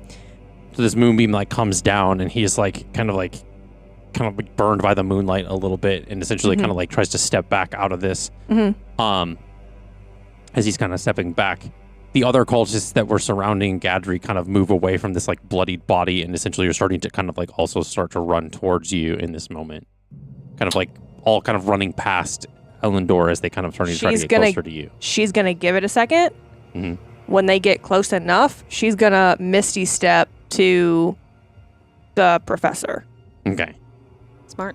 Okay, so you, as they kind of get close enough, you can kind of Misty Step across the room, and as you get close to Gadri, he's very much not alive. And I don't have ceremony anymore. That takes a hot second, too. Still though. I could have saved a slot. Was what I was looking for. Doors? Maybe. There does not seem to appear to be any doors in this room. How do we get in? Did we jump through a window? There's a way in. Sewer. There's no doors at all? Not that you can see. What are there? So I Misty Stepped past them. They essentially just turn around and start going back the other direction. That's so fucking funny. It's like Scooby-Doo. Yeah. They turn around. How many of them are there? There's about like, I want to say like 8 or 10, 8 to 10. 8 to 10. We'll go on the 10 side, considering this was like 10 a side. ritual. Okay, so I have a question. Mm-hmm. Well, no, that won't work because I don't have a spell slot. I have a 6th level thing, but not a 6th level spell slot. I was like, can I upcast Magic Missile to 6th level to have 9 darts? But I don't have a spell slot for it. So Interesting thought. I mean, can I try it? I don't have a spell slot, so I can't do it. You don't have a spell slot. Yeah, let me just give you a spell Can slot. I do it? Forget about it. Forget about Champion? For me. it. You're asleep. I meant as her. You're sleeping. No, no, no. Spiritually giving the help action. Stop. Crying's a free Gosh. action. And you told us about your Marian blood shit, right? The thing that happened in the cave, I would think so, yeah. Oh yeah, I was there too. Yeah, so, you were there. Yeah. The only person that wouldn't know about it is Sable. Yeah. I don't have that, so I can't use it. I'm not going to fight 10 people on my own. I'm not a complete idiot. Well, you can't die. This is so true. I give Oh you a my spell that doesn't let you die. Fuck you, Jack. Sable's joining the party. So it lasts for how long? A day. 8 hours. So you casted that when you guys were first in the like at the like when you went back. It would have outside been the like tavern? late morning, early afternoon. Yeah, when because she came back. I think it was in the evening when we got back to the tavern. No, it was before. It was Oh, when okay, maybe she over there. It was when first she like first told told us everybody. about Like it. Eira was or okay. Verity was like, "Come outside, everybody. We gotta go." It was after she already prayed to Nightlia and everything. Yeah. Yeah, right after that.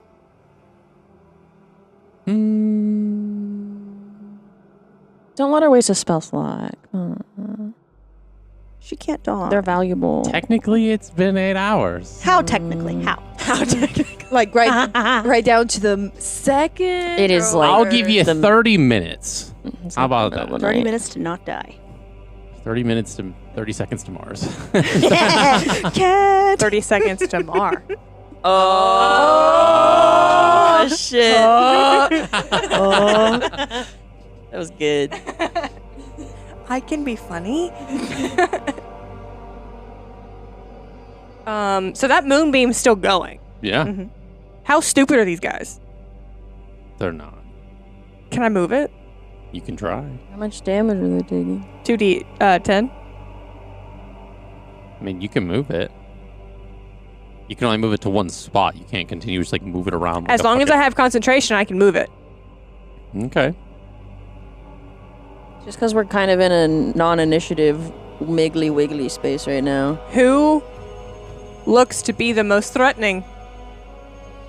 Probably Elendor. Boop. Do you make him take more points of damage? Fuck yeah, I do. What's your AC again? 17? Actually, no, it's not. Because no, 20? no, hold on, please hold. Where is it? I just saw it. I've casted Shield of Faith on myself, so now my AC is a 20. Before that? Or before I threw these rolls down? Before you threw the rolls down. Which means Moonbeam no longer exists, because I broke concentration. I don't think you said that. So, I did. I'm not sure you said that. I don't think so. I think you just moved the moonbeam and made the guy take damage. So, No, I think you misunderstood my intention. yeah, no, nice try. So 18 is your AC. I get the spell slot back then. That's fine. Yeah. That spell slot's It was mine. a good attempt. It was a good try. Since we're not an initiative, it's a real dicey. Everyone, we but- just have to gaslight him. 4 women against him. We were all in, too. six of these cultists have made landing attacks with their daggers. What happened to not hurting her? We just gotta not like kill her, I guess. Yeah, they said they can't kill her. They just can't, 3 of them get hit with magic missile. 3 of the 4. You take 17 points of slashing damage. Okay. I love this non-initiative just back and forth, like ba-bow, ba-bow, ba-bow, ba-bow. Good. That's wrong. All right. Ooh. 4, 4, 5. Okay. You said 17. Mm-hmm. Boop. As Boop. you kind of like hit them with like this concussive force to like push them back. Do I you have said any you said how many? control? You said how many? 4, 4, and 5. Or how many people did you hit? 3. 3? Yeah, because I only get 3 things. Can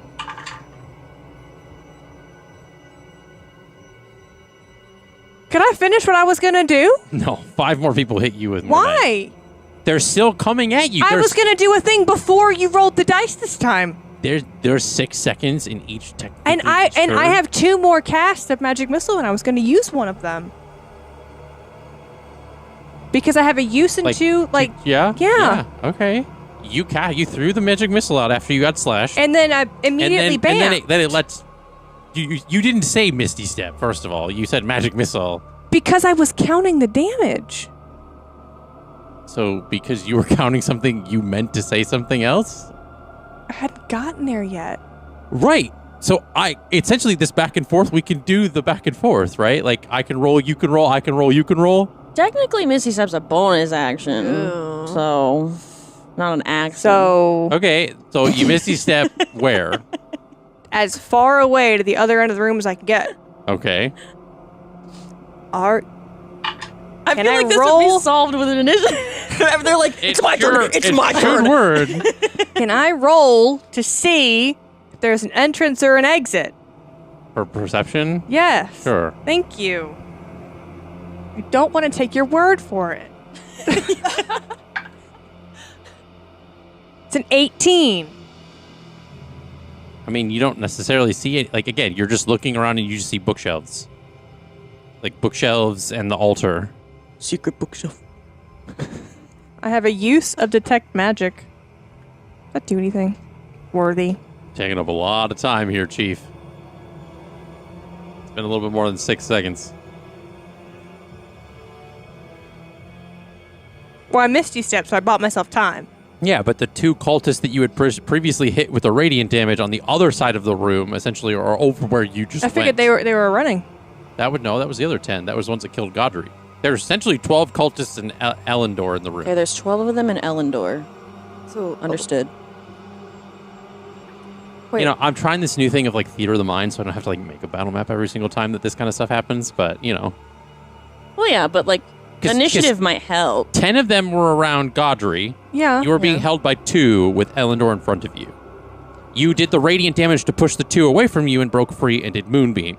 Hurt him, and then you Misty stepped over to the altar where the other 10 basically turned around after running towards you and turned back. The other 2 stayed on the other side of the room, Okay, so when you I Misty didn't stepped over know. there, they were over there. I didn't know the other 2 stayed back. There was a very easy assumption that was drawn that everybody ran at me. Well, there's also math.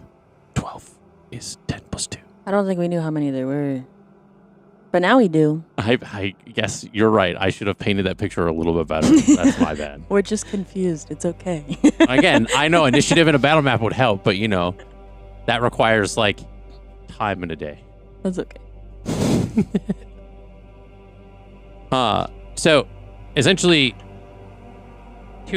one more hits you with like a dagger as you kind of turn, as you're like looking around for a door. You kind of get slashed again by 1 dagger. Take 2 points of slashing damage. He has no modifier on that dagger? There's no plus to that? Maybe he rolled It was a an 1. 18. No. Like, because, like, daggers like 1d4 plus something. I haven't been adding that. Oh, okay. So they're ritualistic daggers. I mean, they could be more for show. I love this liminal space we're in where I don't know what's happening with combat. I'm just like, yes. I see it. Like, I see it. I'm envisioning it too. I am seeing a Skyrim library in my mind, but that is It's kind of like That's vaulted happening. ceilings. So Yeah. it's like a it's all stone. like long hallway-esque type room. It's all stone. There's like old wooden bookshelves like lining all both the sides and the back wall, and there's an altar, like a stone altar on one end. The description was a little wordy. I get that, you know. No, I was just like, it's like we're putting one toe in. It's like, are we going in? Are we going to combat? Or are we not? Are we stepping in or not? What's happening? Whose turn? What's going down? I'm trying to be like patient and let things happen. Trying to see what occurs next. What's cooking? Yeah, she's cooking real hard. Not really. She's on high, Not really. she's on high heat. Sure. I can't do that, can I? It's not gonna do what I wanted to do. Doesn't have to work. Gonna try it. Okay. Minor illusion. Okay. I can create a sound. Its volume can range from a whisper to a scream. Can be my voice, someone else's voice. Sound continues unabated throughout the duration, or you can make discrete sounds at different times before the spell ends. Lasts for a minute. And my heart rate's fucking going. I hate this. Checking your watch to see your. I am. From the opposite, so tall vaulted ceiling, right? She's doing this from memory because it's been decades since she's heard his voice. She's going to minor illusion what she remembers her brother's voice to be, screaming, "Leave her alone." Okay. So you yell that out through the halls of this, or the walls of this room. And as you do, you hear kind of like metal hitting stone as two large footsteps kind of come out from one side. So essentially it like comes out from a bookcase towards the altar in the room. And you hear this like echoing voice yelling, "Enough!" And they stop what they're doing based off of what you did with the minor illusion. But then that voice echoes through and it kind of like silences the room and everybody freezes in place. As this towering figure standing nearly 8 feet tall of a warforged walks into the room. Lime green glowing eyes and wearing what would appear to be adventurer gear but has a cult cloak over top of it. The towering figure of elvish craftsmanship and ancient war magic, standing nearly 8 feet tall, a form sculpted from intricate blends of blackened mithril, enchanted duskwood, and alchemical gold filigree that runs through like veins across his body. His proportions are graceful yet unnervingly precise, with a broad chest and slightly elongated limbs. The head is elongated and a bit angular, resembling like the smooth, expressionless visage of a high elven war mask. Engraved with faded runes of command and combat directives, his eyes are deep-set crystalline lenses illuminated in that lime green color. But it seems as if this Warforged has not been untouched by time. What would be normally understood from a Warforged as like pristine plating is kind of scarred by thousands of different like dents and deep gouges.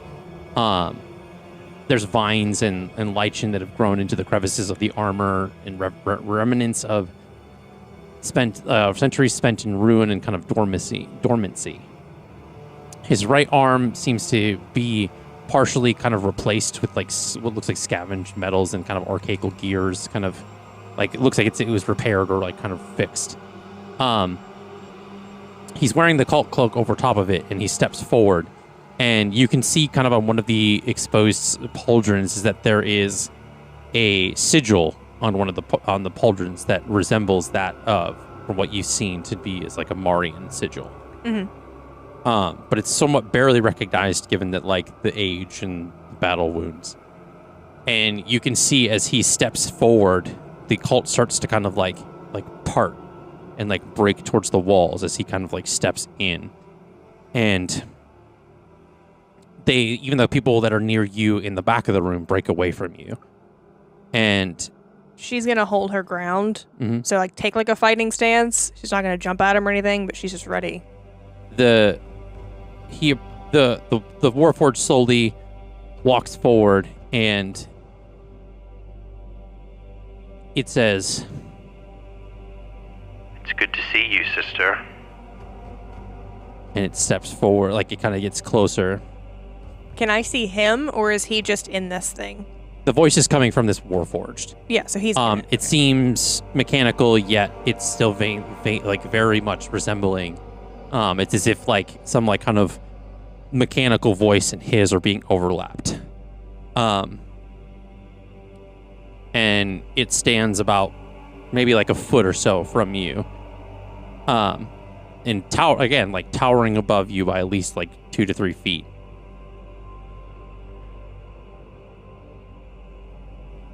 I expected you to put up a fight, but not as much as this one.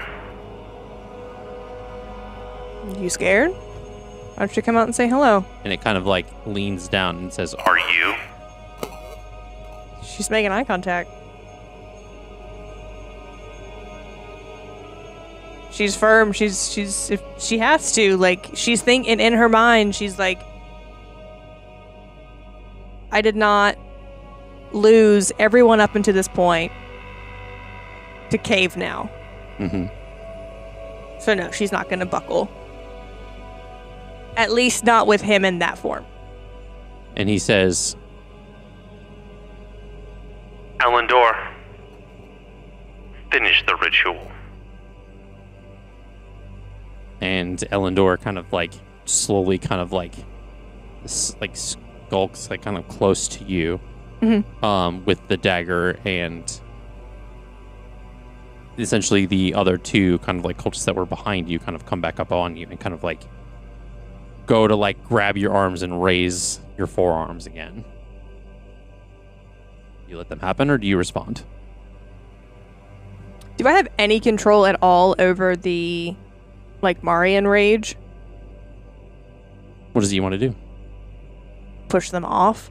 Because she ultimately, she wants to see his face. She wants to see that he is actually there in front of her. Okay, so you essentially, like, they go to grab you and you kind of, like, push them away. Mm-hmm. What spell would you like to use to try to do that? No, I asked if I have any control over the Marian I know, I'm rage. asking you what you would do if you were. She's like, just going to try to do that. She hasn't, there's like nothing a telekinetic here. type Yeah. force push. Unfortunately, no. Like, it's something it would be channeling through your magic, essentially, as your, it's activated. It's something that, like, when the ritual knife, like, had, like, afflicted in you and this, like, ooze, like, touched you or something, there was something that, like, activated for a brief moment. So it's unless you're trying to push something through your magic, there's nothing that just kind of, like, there's no innate powers that you would have access to at this time. I think she'll... I couldn't do it before. This is when she'll do the Shield of Faith. Tap to toys. Okay. Just gonna raise my AC up. Right? That's how that works, correct? Yep. Plus... bonus AC for the duration. To try to, like, get them to not, like, grab her. Okay. Does he turn away? Is he walking away from her? He's staring down at you. What are you afraid of? Nothing. Come say hello. Oh, I'm not here. I figured as much. This is more of a precaution. You couldn't owe me the decency of showing up. Just as you abandoned me when I was a child. I didn't think you deserved it. Deserved what? I have other things that I need to tend to. You Like are not abducting one of those them. you deem unworthy. She's thinking back on Millie, sister. No, I only take those that are worthy. That understand the work that we're doing.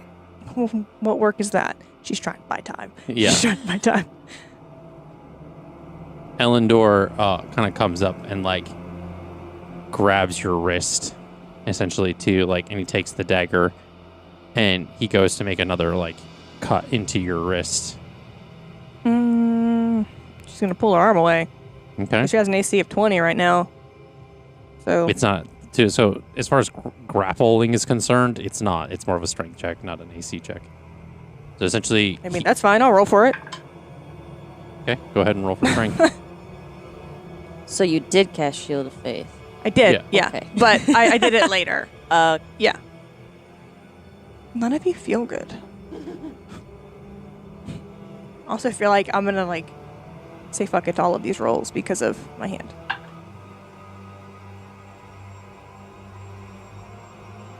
And it's a general strength. Yeah. Just a 9. Yeah, this was 19. Or no, excuse me, 14. So essentially, he's like grabbing your wrist. You try to pull it away, and he's like, he moves the knife, and you feel that like kind of pulsating headache back in your head. Yeah. And he essentially like he's kind of being less surgical with it, so it's kind of more just like in like a quick like slashing motion, and you feel again that like hot pain against your arm. And it seems as though this time he hit something where like more like of your blood is coming out. And as the blood kind of like spills onto the stone of this room, you see it like the cracks and crevices of the stones in this room kind of essentially just like begin to like illuminate. It's almost like once the blood hit the ground, it like spread this like bioluminescence lines that all kind of started linking back to that altar in the front of the room. And more runes on the altar itself begin to light up as this happens. And then like you see in your arm like this blue that's like energy that's kind of running through the veins of your arm, and it's kind of like it's almost like spreading to your wrist and up your like forearm into like your bicep and stuff, as it's kind of like the energy is kind of like it's almost as if like the Marian blood of yours is reacting to whatever is on the knife, and it's like spreading out. She's gonna continue to try to flex it. Yeah. She has no idea what she's doing. But she knows she's like taken out an entire like battalion of Sharkin before with this stuff, so she's like, okay, let's see what happens. Okay. Give me a Constitution saving throw.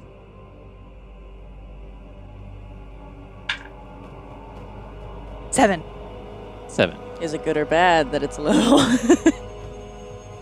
Oh, it's bad. Yep. But not in the way Look, it was a 2. It could have been a 1, guys. but not the way that you want. So essentially, you're not able to muster up whatever control is necessary to essentially harness this like innate ability. And essentially the Warforged itself kind of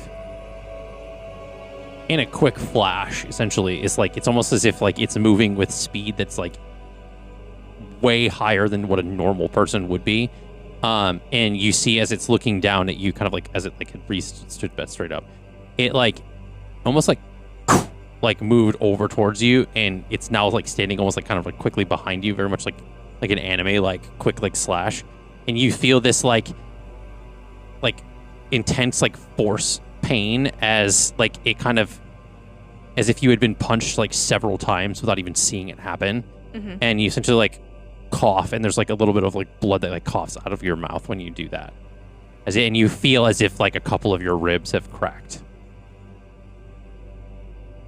Awesome. So cool. It's a cantrip. I'm gonna do it again. Minor illusion. But I'd like to target just behind whatever the Warforged, however it receives sound. Our mother's voice. Oh. Okay. And Eira's gonna do her best to replay a memory of her childhood, of her mother grieving what her brother's done.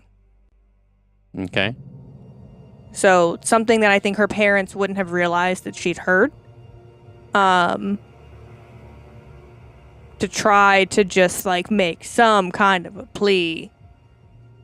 And what damage did I take for the ribs breaking? I feel like that warranted some sort of health decrease. No, you got cut by the daggers, but your ribs, they're fine. They're fine. They're They're fine. They're just dislocated. It's fine. That's the one thing I like hate about D&D is like combat sometimes is like so counterintuitive to storytelling. Yeah. That's why I was so confused. I was like, what's happening? Well, right now I have You 70. took 19 points of force damage. Okay. Or actually, no, hold on.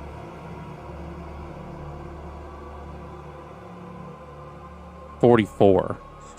That's really different. That's really I forgot to add the pluses. I just rolled the well, d8s. I was gonna say because I had 75 out of 94 before, and I was like, if y'all would have walked in and I'd only taken like 17 points of damage, and I had like 4 broken ribs, the logic wasn't there. Yeah. So, So you do this with your mother's voice, and you see this like a warforged kind of like whip around, and it like grabs the back of your head, sweet. and like almost like in a force like crashes you down to the floor, and essentially like smacking you into the ground.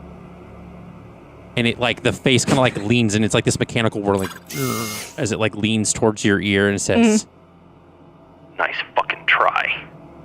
and then like picks you like kind of like picks your hair back up in your face. And she looks at him and says, "So you do feel guilty?"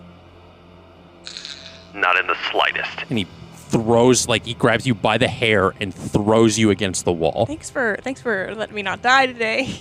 And you take 30 out of 31. Don't say that yet. Don't say that yet, because he only gave you 30 minutes. it's true. You're still not gonna die today. I am the plot. You take 25 more points of bludgeoning damage as you are essentially thrown into one of these bookcases, and like the like cracks the bookcase, and all these books kind of like fall over the top of you. Yeah.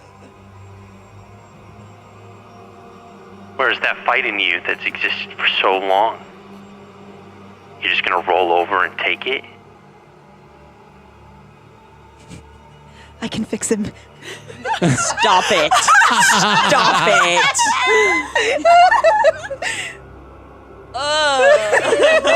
Girl.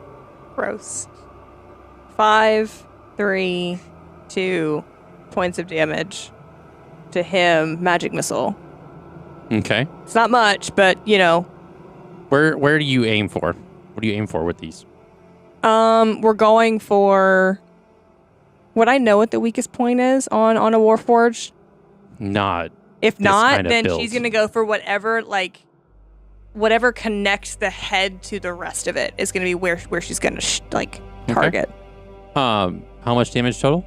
5 plus 3 plus 2, whatever that is. I don't know. So 10. So the 10 points of bludgeoning damage kind of like hits like up under the neck. Mm-hmm. And for a brief second, you see like as it kind of like hits, because he was kind of like leaning down to look at you when he said all that. Yeah.